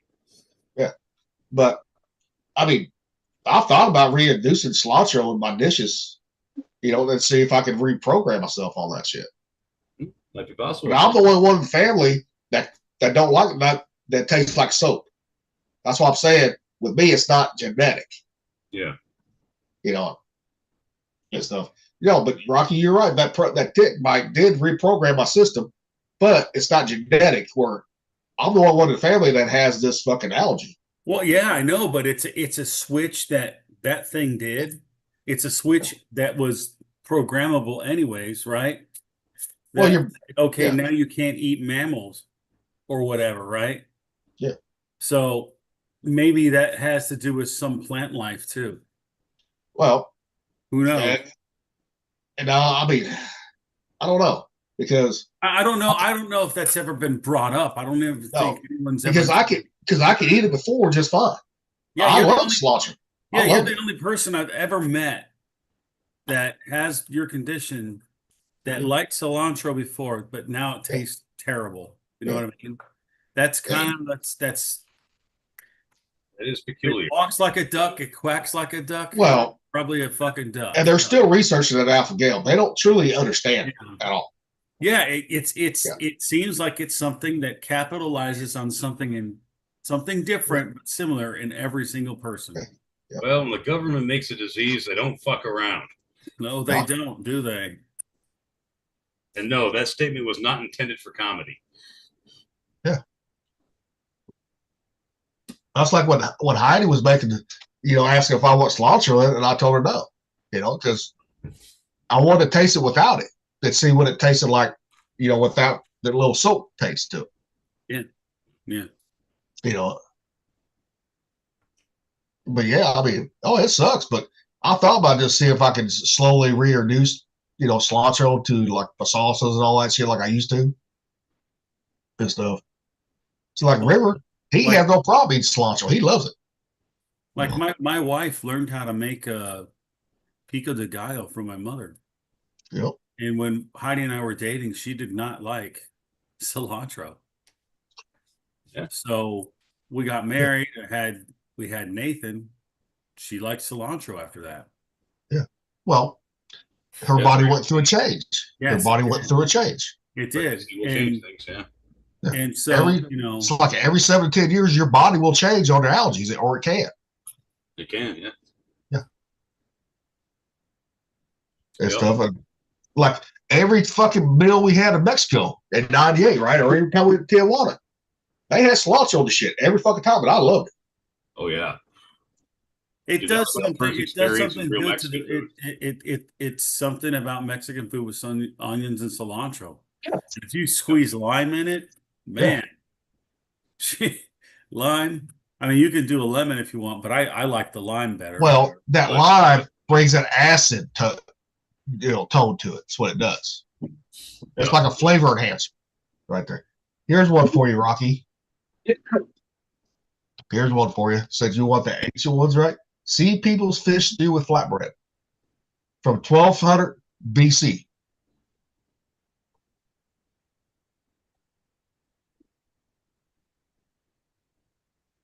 Lentil stew topped with steamed whitefish with a barley-based flatbread. Yeah.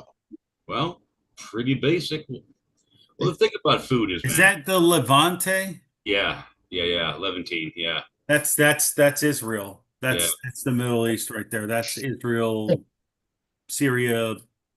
Well, it's a coastal diet. That's what it is. Yeah. Yeah. Even in Italy, I don't remember which order it goes in, but if you go from region to region in Italy, from south to north, the protein profile changes. Part of it's really fish intensive, part of it's really lamb intensive, and part of it's really beef intensive. The beef. All depends on the lay of the land, access to water, things like that. Yep. You see. I'm trying to find. I saw the blood pancakes earlier. I'm trying to find them. Okay, they even got what did Buddha eat too? I think Native American Indians, they were some of the first people to do what we would consider barbecue too, because they had to find a way to make that meat last when they were doing their travels. And so, cooking the hell out of it till it was tender, making jerky, smoking it, things like that. Like they were doing that shit hundreds and hundreds of years ago. Well, they all did. Yeah. Oh, that one. They even got the World War I recipe, eating in the German trenches and the Battle of Samoa. In there. The favorite meal of Prophet Muhammad is in here too. The fish and lentils? Let me get to it. No, don't look like it. All right, here we go, right here. It's lamb. Hmm. The lamb stew, pretty much. Yeah. Curried lamb stew. Lamb, olive oil, salt, pepper, cumin, cinnamon, coriander, onion, garlic. Okay, so we're talking the basis for hummus, some warming spices, parsley for garnish. Yep. Okay, yeah, I can see that. It's almost like a Middle Eastern version of a Louisiana jerk chicken. Well, it is the Middle East. Yeah, it's got. Well, yeah, I know that, but I mean, it almost reminds me of jerk chicken from New Orleans. Oh, dude! Except for this, don't have the spice. Did you guys ever have a chance to go to Guantanamo Bay, Cuba? Nope. No.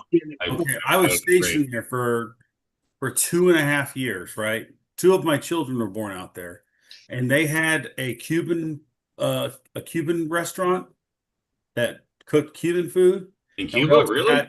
Yes. Well, it was like this restaurant that was there. Well, the story behind it is there's a family that I think owned a restaurant back there. When Fidel Castro and America parted ways and all that shit, that's when they closed off and fenced off Guantanamo Bay, Cuba, what we have now. Okay. The fence line and then the mines, right? So they have, the Cuban food there, which is pretty good, but it did get shut down by the Department of Health from the Navy hospital because they had people that would test the food and make sure that there was no, where did you catch this fish kind of thing, right? Right. Did you clean the fish right? Did you do whatever you're supposed to do, right? And then there was a lot of Jamaicans there, right? We had a lot of Jamaicans that would come there, earn a living and all of that stuff. Well, they brought jerk chicken. Mm. So we would get jerk chicken a lot, man. Dude. Yeah, no, the jerk chicken was great, dude. There you go, Rocky. Yeah. Got one. Feeding the 5,000 recipe right here. For the last, not the Last Supper, but here. It's in one of the Gospels. Sermon on the Mount. Fish and bread loaves right here, Rocky, for you. Get back down to it. Right there. It's crazy that, he did all that stuff out of thin air. He's like, just keep handing it out to people, And there was just more and more and more. It's kind of crazy when you think about it. Well, that's almost like going to Red Lobster and being like, yeah, keep the bread coming. I don't want anything else. Yeah. Well, Yeah. technically, somebody was behind the scenes making that Just give shit. me the cheddar bread. I'm good. Well, I mean, it's funny because like, do they put the verses there? No, Oh, but we need to find the verses. Give me a second. Let me find the verses. I'm gonna make that bread one of these days. I'm Hold gonna make on, I'll be right back. I'll be right back. Just give me a it. You know, second. 2 cups of barley flour, substitute with half barley, half whole wheat. You know, honey or date syrup for sweetness, olive oil, instant yeast, or dry active yeast, water. That's it. You know, that makes 5 smart loaves, 5 loaves right there.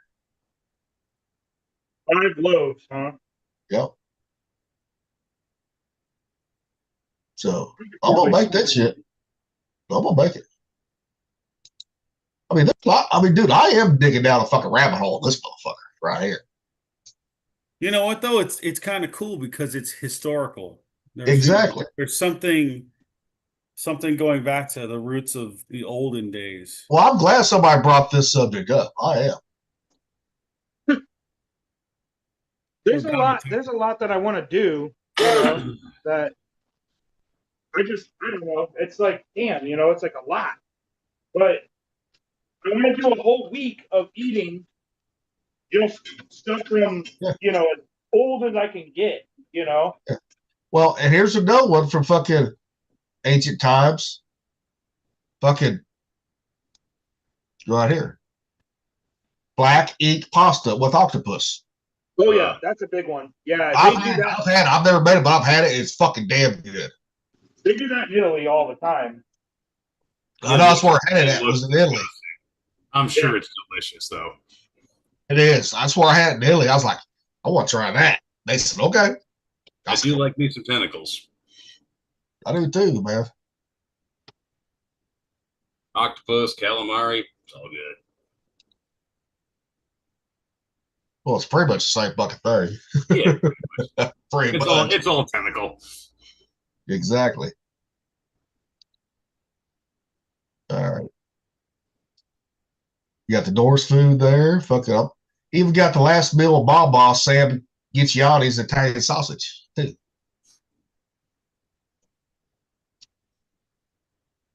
A medieval chicken stew. Okay.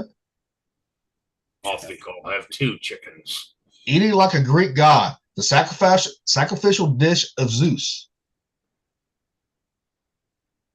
Yeah. See here. Well, it is fucking, here it is, right here. It's fucking, it's just thigh roasted beef with barley and laurel, right there.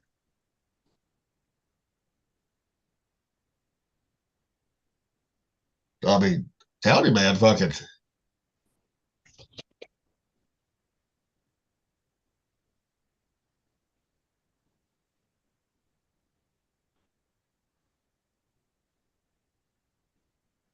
See, Rocky, he can make that kind of.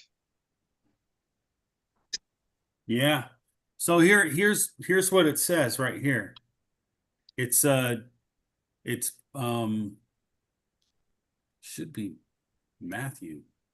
Oh, it's Mark chapter 6. Verses 30 through 44. So it's only what, 15 verses? Let me get to there, dude. Sorry. I knew it was in the Gospels, of course. And here's the Viking blood pancake real quick, right here. I'm still looking. 1 cup fresh animal blood, pig, cow, or reindeer. You know, that's what they call pancake back in the day. It's a meat pancake.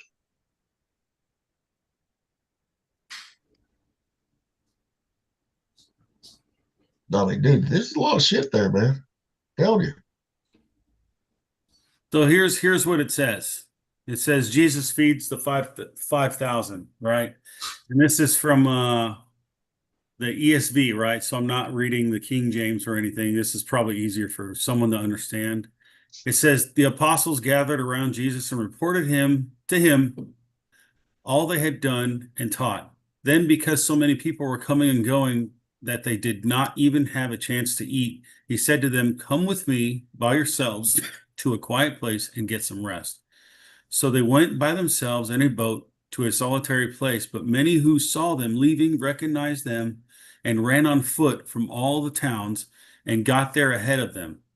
When Jesus landed and saw a large crowd, he had compassion on them because they were like sheep without a shepherd. So he began teaching them many things. By this time it was late in the day, so his disciples came to him. "This is a remote place," they said. "It's already very late. Send the people away so they may go to the surrounding countryside and villages and buy themselves something to eat." But he answered, "You give them something to eat." So Jesus said, "You give them something to eat." They said to him, "That would take more than half a year's wages. Are we to go and spend that much on bread and give it to them to eat? How many loaves do you have?" He asked. "Go and see." When they found out, they said 5 and 2 fish. So 5 loaves and 2 fish. Then Jesus directed them to have all the people sit down in groups on the green grass. So they sat down in groups of hundreds and fifties, taking the 5 loaves and the 2 fish, and looking up to heaven, he gave thanks and broke the loaf. Then he gave them to his disciples to distribute to the people. He also divided the 2 fish among them all. They all ate and were satisfied. And the disciples picked up the 12 basketfuls of broken pieces of bread and fish. The number of the men who had eaten was 5,000. They don't mention the children and the women there. So it could have been close to 10,000. It could have been close to 15,000. And who knows how big their families got? I mean, because Really they large. had pretty big families, right? So that could have been close to maybe 20,000, but there were 5,000 men that got fed from that. And that was the thing. But it's crazy that he breaks it.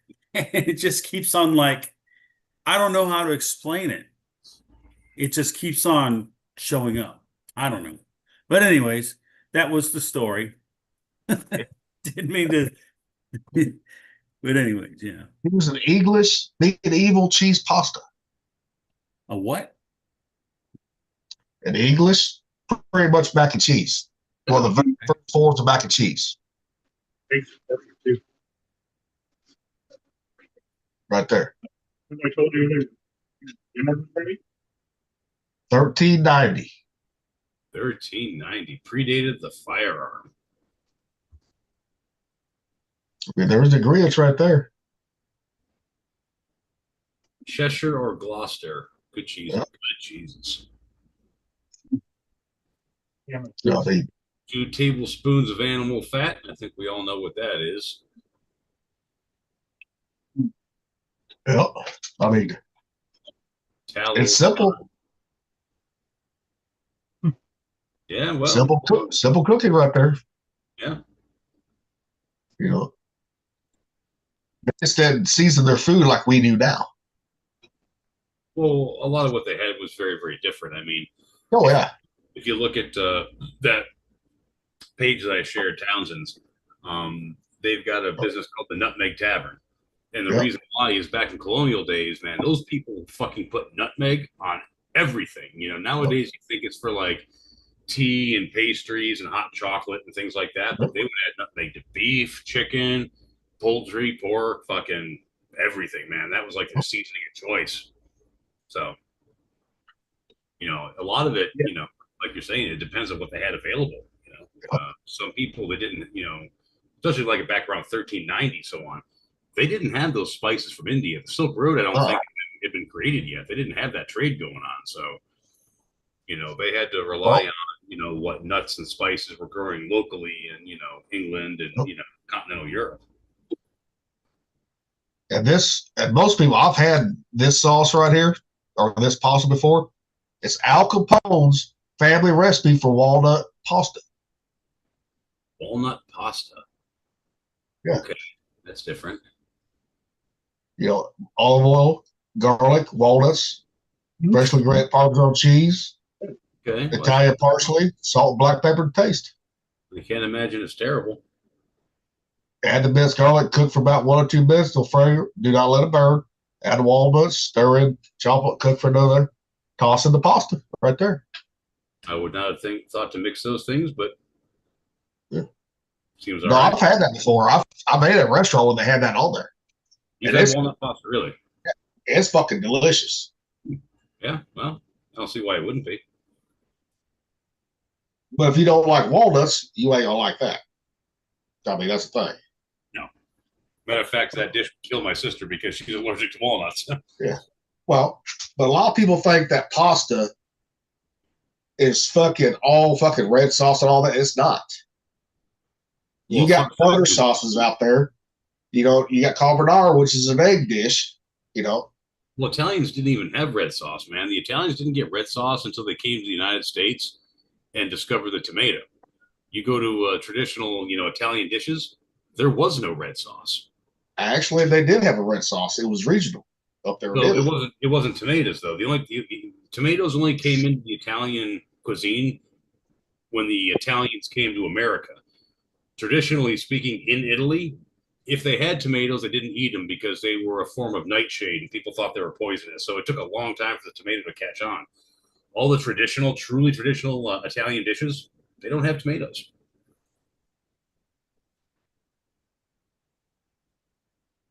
Like it? Huh? All right, let's see here. All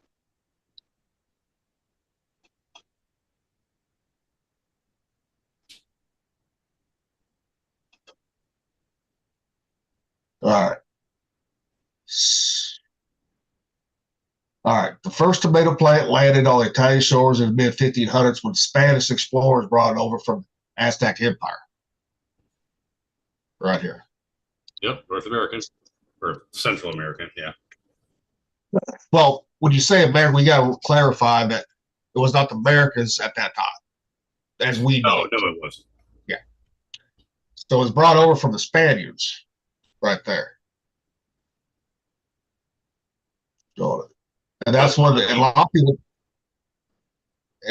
didn't want to use it because they thought they were too good for it.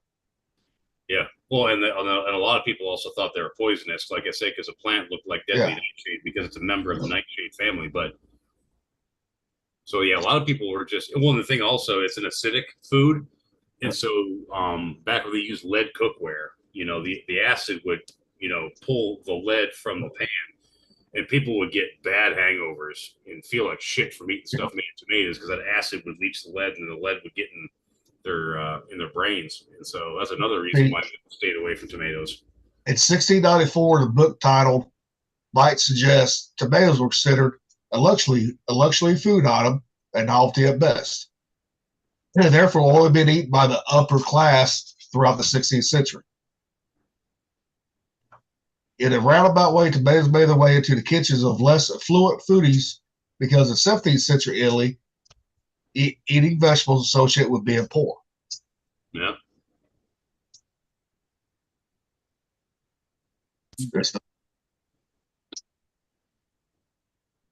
Well, I just brought that up for the show for people, know where actually it came from. We brought over from the Aztecs, Spanish did, to Italy. Good stuff. But like a lot of people think fucking Alfredo has got cream in it. The original one did not. Butter, cheese, pasta water. That's it. That's the original version of it right there. Okay. That sounds good. And the guy made it the restaurant owner made it for his wife on Valentine's Day. And just took off. I think I've heard that story, yeah. Yeah. Because when you go to fucking Italy, you ain't gonna get Alfredo like you can get here. It's not gonna look the same. It's not gonna taste the same. It's gonna taste a hell lot better over there because they don't use that cream. Now, the person who did that, were they in America or were they in Italy? They were in Italy when it was created. So it did come from Italy. Yes. And then people started adding cream to it stateside. Make it richer, yeah. And stuff. But like you go to Olive Garden, that's American version of it. That's what it is. That's the American version of Italian pasta. Just like Chef R.O.D. He came from when he came from Italy. He opened up an Italian restaurant. people did not like it because they was not used to traditional Italian cooking. So when he started making it, so he catered to the American palate. That's what he did. Like when he started Italian Taco Bell. pretty much. Yeah. Dude, everybody's done that though. Yeah. The Chinese. Yeah. Chinese They done it food is too. that's not legitimate Chinese food. No. It never That's made why. Orange chicken is goated, but they never made it. But it was actually orange chicken was actually invented in fucking Hawaii. So I mean, orange chicken is not Chinese. Fucking delicious, but it's not traditionally Chinese. No. But that's like when I come home on leave, and we go like a Chinese restaurant. Yeah. I would ask for their secret menu. They're like, "What?" I said, "I know you got two fucking menus. You got the American version, and you got the fucking original version. I want the original version." Yeah. You know. And here's a classic missing gravy recipe from Appalachia, 1930s. Bulldog gravy. Appalachia. All right. Well, pretty much what it is fucking bacon, sausage, or gravy. Basically what it is. Right there. Bacon, sausage grease. Or sausage, yeah, or lard, which is pretty much lard. Yeah, you replace that bacon with fucking sausage. That's exactly how I make my country gravy for biscuits and chicken fried steak. Yep. That's how I make mine too. You know, I use sausage, quarter cup of all-purpose flour, 2 cups of water and milk. Well, it depends on how many pounds of sausage I'm using too. Yeah, so. yeah. Now, this is for 1 pound. This is just for like 1 pound of it. You add another pound to it, you got to double that. You got to add another quarter cup and all that to it. Yeah, I just eyeballed it, man. I cut basically a third of the tube of Jimmy Dean, give or take. Then I fry it up and smash it, get it nice and fine. Add the bacon grease until it looks good. Cook all that up. Add the flour until it makes a nice pasty roux. And then start adding dairy and stirring until it's the right thickness and temperature, and then I'm done. I don't measure anything. As soon as that fucking flour gets dissolved right into the meat with the meat right, so I leave the meat right in the fucking pan. I don't take it out. I add. I don't take anything out and then put it back in. I just add. As soon as that flour gets coated with it, it gets dissolved right, I pour in the milk immediately. Because I've seen people fuck up on making like gravy because you got to have a roux, to make any gravy. Got to. Yes, you do. They won't make the roux for sausage and gravy like they do down in Louisiana. They'll brown that motherfucker. That's what they'll do. That's what I do. I brown it, man. I fucking cook all that raw flour flavor right out of it. It's a tan paste when I eat it. What I'm saying is they'll take it farther than that. They'll get that dark look to it. Yeah. Yeah, those Louisiana boys, man, they like to make that roux dark. And that's why when you get biscuits and gravy, if it's not like a regular like white color, they made the roux hell of a lot darker. Mm-hmm. Yep. On it. And the trick is also, man, once you get your roux done, you got to turn that fucking thing way down to like 3. You want to keep that temperature around 190, 200 degrees so your dairy doesn't break. Yeah, as soon as I bring mine up to a simmer on the milk, so I'll bring it up to a simmer. As soon as it starts bubbling a little bit, I turn the heat to low immediately. And then I just keep stirring that bitch until it gets the consistency that I want. Yep. I found the best consistency personally is I have a wooden spoon, like a wooden spatula spoon kind of thing.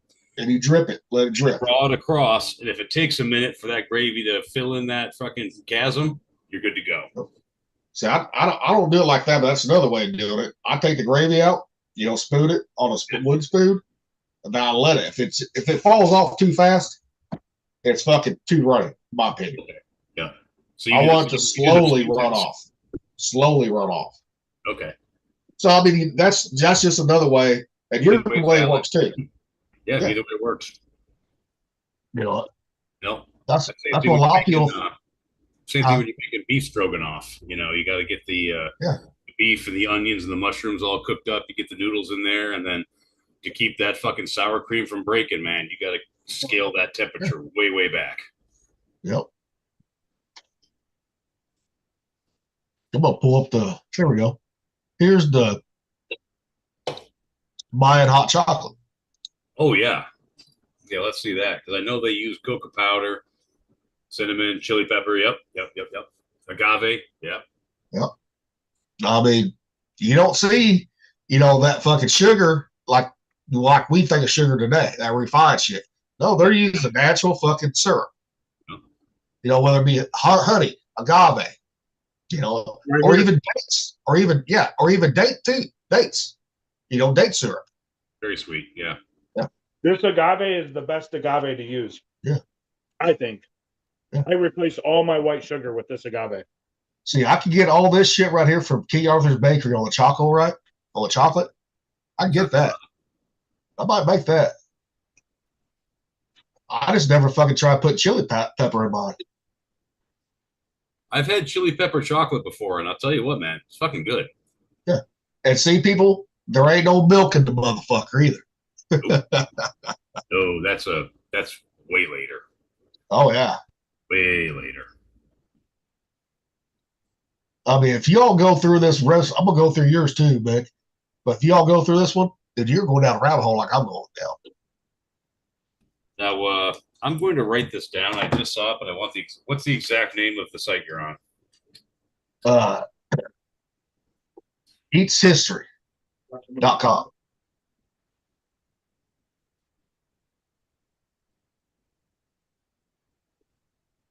Dude, they even got cookbooks too. So super.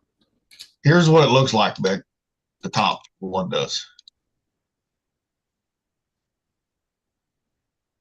That's what it looks like. All right, I got it. Good stuff. I mean, Brahma back, an Irish Halloween treat.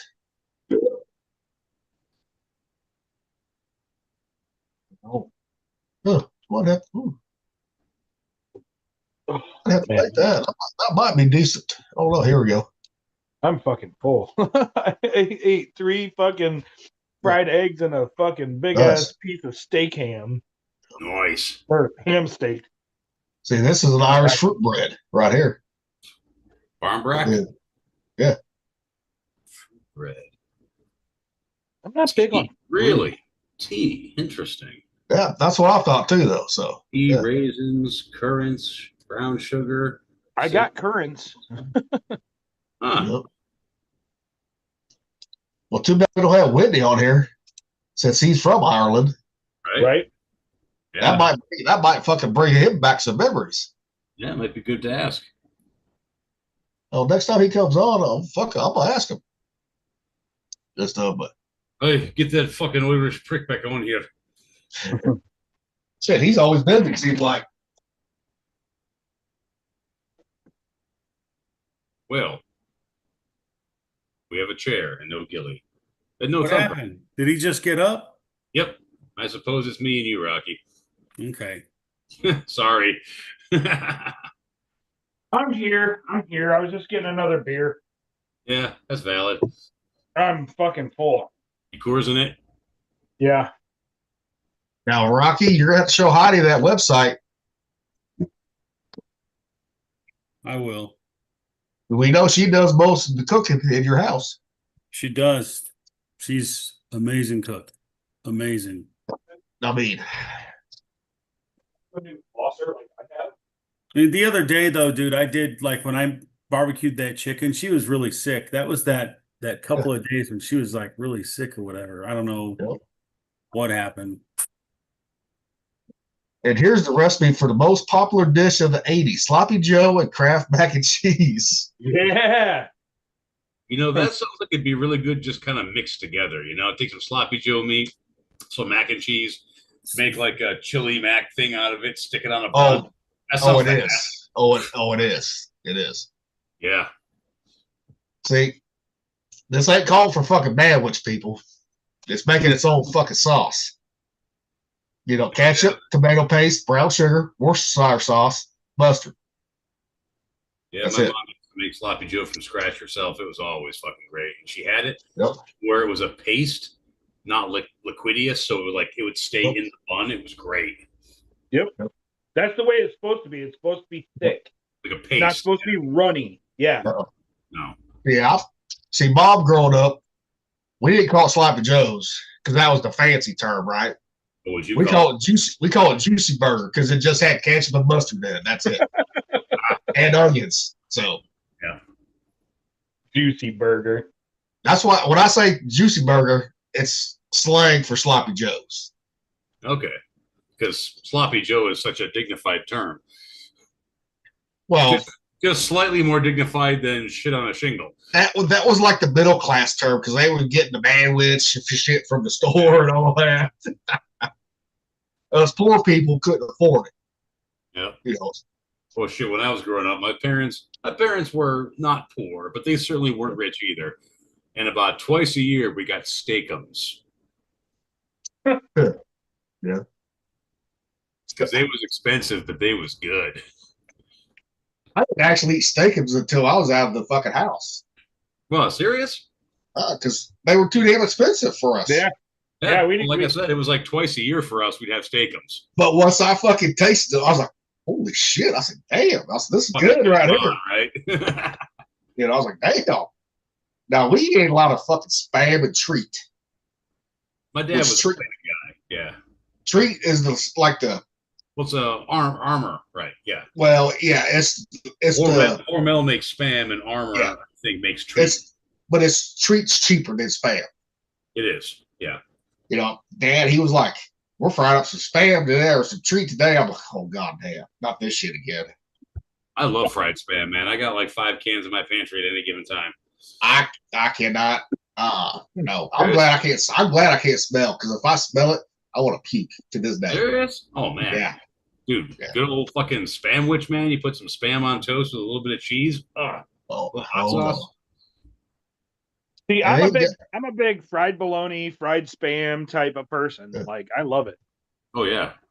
Oh, sorry. And they even got the 1990s version of Walking Tacos when it first came out in the 90s. The original? Like the original recipe? They're kind of like what is it? Like a Frito pie? Here it is right here. Well, it was originally Fritos, yeah. Well, you can use Fritos or Doritos. Yeah, okay, so yeah, it's Frito pie. The original was the Frito. Yeah. You know, it wasn't a Dorito. No, this should show them both though, so you know.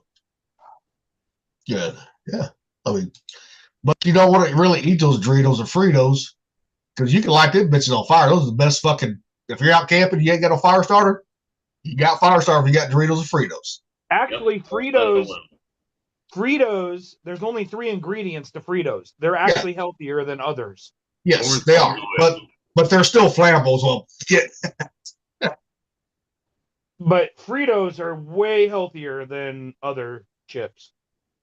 Yep. I gotta say, one of the greatest chips ever made is and I don't know why they haven't done this. Okay, the chili cheese Frito. I mean, can we all agree that's one of the greatest things ever stuffed into a bag? Yeah. It's not bad for sure. Why have they never made chili cheese scoops? Email them. Because like you get yourself some of that jalapeno fucking cheese, man, and you got some scoops, man. Can you imagine if that was chili cheese instead of just regular? Holy shit. Well, hell, email them and put it. Hey, why not you made this shit? Like, why does this not exist? I mean, they have candy corn fucking Oreos, but they can't do a very basic thing in company without having to collaborate. Like, come on, it should be obvious. Chili cheese scoops. Yeah.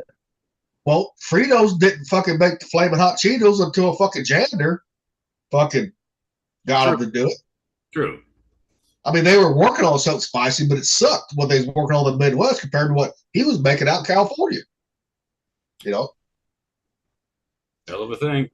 You never know where good ideas going to come from, you know, at all. You know, I agree with you on that, Scoops. They only got one fucking original. That's it. I mean, they're still good, don't get me wrong. But oh, no, they're good. Fuck, I mean, well, I can't eat them now, but back then, if they came out with, I'd eat them. You know? You should be able to eat Fritos. I can eat Fritos. I can't eat the chili cheese ones. Yeah, no. Unless I make my own version of it. That's the thing. Right. You know, which I'm gonna be working on some chip recipes though. That stuff. Yeah, I mean they got president's favorite food recipes in here, everything. Yeah, making homemade Doritos is on my list. I gotta give me some corn. I gotta give me some corn tortillas. I gotta make homemade Takis.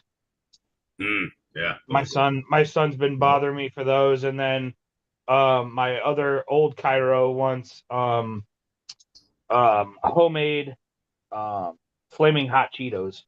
Yep. Or organic. Dude, you should have a walking taco with Takis. Whether it's ground beef, chicken, or the birria beef, man. Walking Takis. Good, dude. If I can make the organic version, like the no additives, no preservatives, no dyes, and it's good, I will fucking do it in a heartbeat. And here's one for Thumper since he likes making Russian food. A Soviet convict cutlet. Oh, nice. Meat, bread, and potatoes. Yeah, all right. Yeah. Simple. Right there. That very simple. Sounds good. Yeah. You know. I'm down. I think our repertoire is just gonna get a little bit bigger now. Good. That's why, like, I push my boundaries as far as cooking, what I can cook. Oh, I do too. Because, like, I don't know, like those cabbage rolls, I've never made those before, and those were really good. And I didn't even have all the right ingredients. I just knew what substitutions would work for certain things. So, I mean, I was kind of flying by the seat of my pants, you know, like, holy shit. I've had that dish before. I just never made it. I've had other people make it. Yeah, that's good. And here's one from English Civil War. A lot of people don't realize the English had a Civil War too. What was that, like 13th century? 17th century? Yeah. Jump balls, or whatever the fuck you pronounce it. English biscuit. Caraway seeds and anise or cinnamon. It's funny. There is a liquor known as aquavit. It's a Scandinavian liquor. A local distillery at Everett actually makes it. And it's flavored with orange, caraway, and anise. So that's interesting. Oh, yeah. I mean, dude, it's fucking got everything. I'm telling you. Maybe we go back here. Shit. That's good stuff. They got one for recipe from the Haitian Revolution too, a soup. So that'd be what, 1820s? Let me bring it up here. It's still loaded. All right, there we go. Jump to 1791 to January 1, 1804. Okay. That was a little late, but yeah, okay. So turn of the 18th century. Yeah. How the fuck you pronounce that? Jamu. You know, beef. Haiti was colonized by France, and so Jamu would be, I think, the way you pronounce it. Yeah. I mean, pumpkin or squash in it. Okay, yeah. I mean, squash is good as long as it's fucking cooked right. Yeah. So beef, squash, potatoes, carrot, leek, onion, garlic. God damn. That's got on it. Nice. Limes, thyme, parsley, cloves. Holy shit, that's a lot of fucking flavor, my man. A lot. Yeah. That's crazy. Of course, cabbage too. Yep. Cabbage probably to give it some volume, you know. Huh. Oh, damn. I don't look half bad. Shit, we're gonna have to do a fucking episode just for fucking on the food channel just for this shit. Right. I mean, not just one episode, multiple fucking episodes. It does seem to be the direction we're going. Yeah. Well, it's like you got John Tyler's favorite food, Indian pudding recipe. All right, we bring that up. And they also have the original pemmican bars too, that the Native Americans used. Pemmican? Yeah. Yeah, they did. Oh, what was pemmican? It was animal fat, dried meat, berries, right? It was the first fucking power bar. That's what it was. Yeah, they took all this stuff and then they like smoked it to like desiccate it or whatever. Yeah. Here's the Indian pudding right here. Milk, cornmeal, molasses, brown sugar, butter, cinnamon, ginger. Okay. Yeah, like a custard almost. Yeah. I could cook that. I could have that. See, milk, eggs. Yeah, I mean, really, milk and eggs. That's like the basis for custard. Yeah. I mean, I can't use whole milk. I just have to use almond milk. That's the thing. Right. Yeah.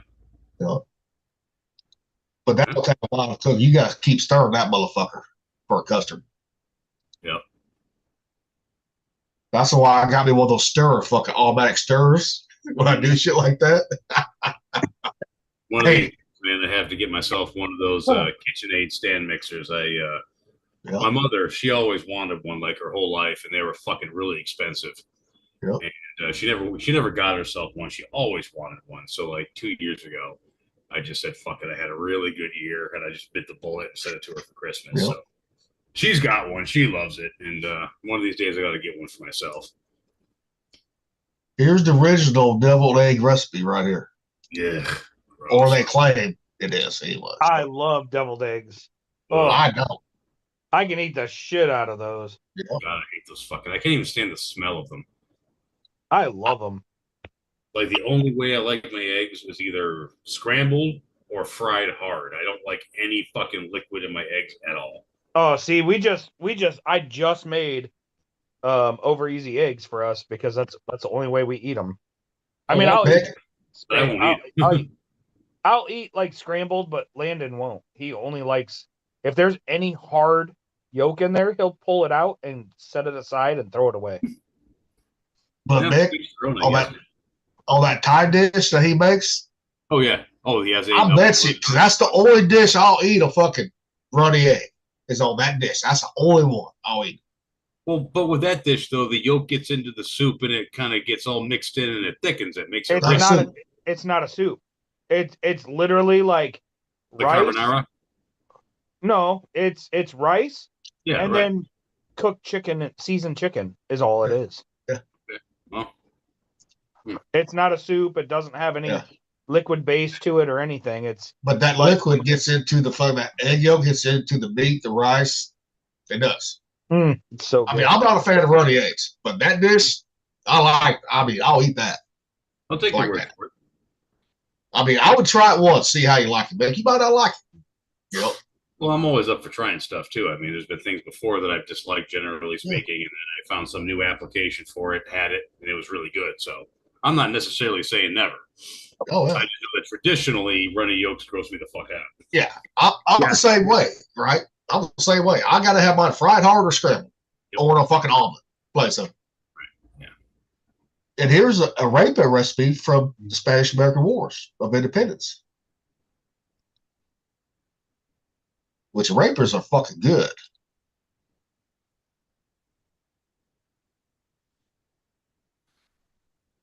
Pre-cooked cornmeal. Okay. So masa, okay, which is just corn flour, water, salt, vegetable oil, a cup of cheese. Okay. So basically, we're talking like a pita version of tortilla. In a way, yes.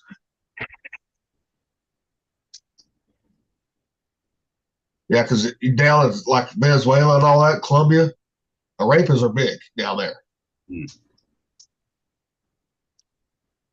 Good stuff. Rocky, what the fuck was you eating earlier? Burger. A hamburger. Here's a French onion soup from the French Revolution. Did you use a guillotine to cut the onion? Deadly slice, so probably they did. Well, boys, we've been on for about 3 hours. Actually, Rocky, we've been on for less than 3 hours. About 3 hours, right? Well, you got 3 hours and 13 minutes so far. you take 30 minutes away from that. Actually, 40 minutes away from that. That's what actual time is. We've been bullshitting for a minute. No big deal. Yeah. Well, we go ahead and end it if you want. We're just bullshit. And we'll talk more about this stuff, and we can bring it up the next episode if we want. All right.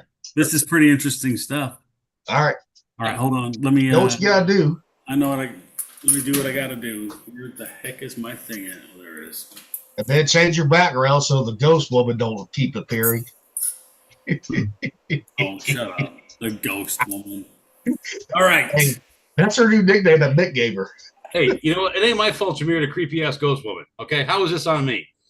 She's not a ghost woman. All right. Okay. All right. Let me do this. Ding, ding, ding. Fifers.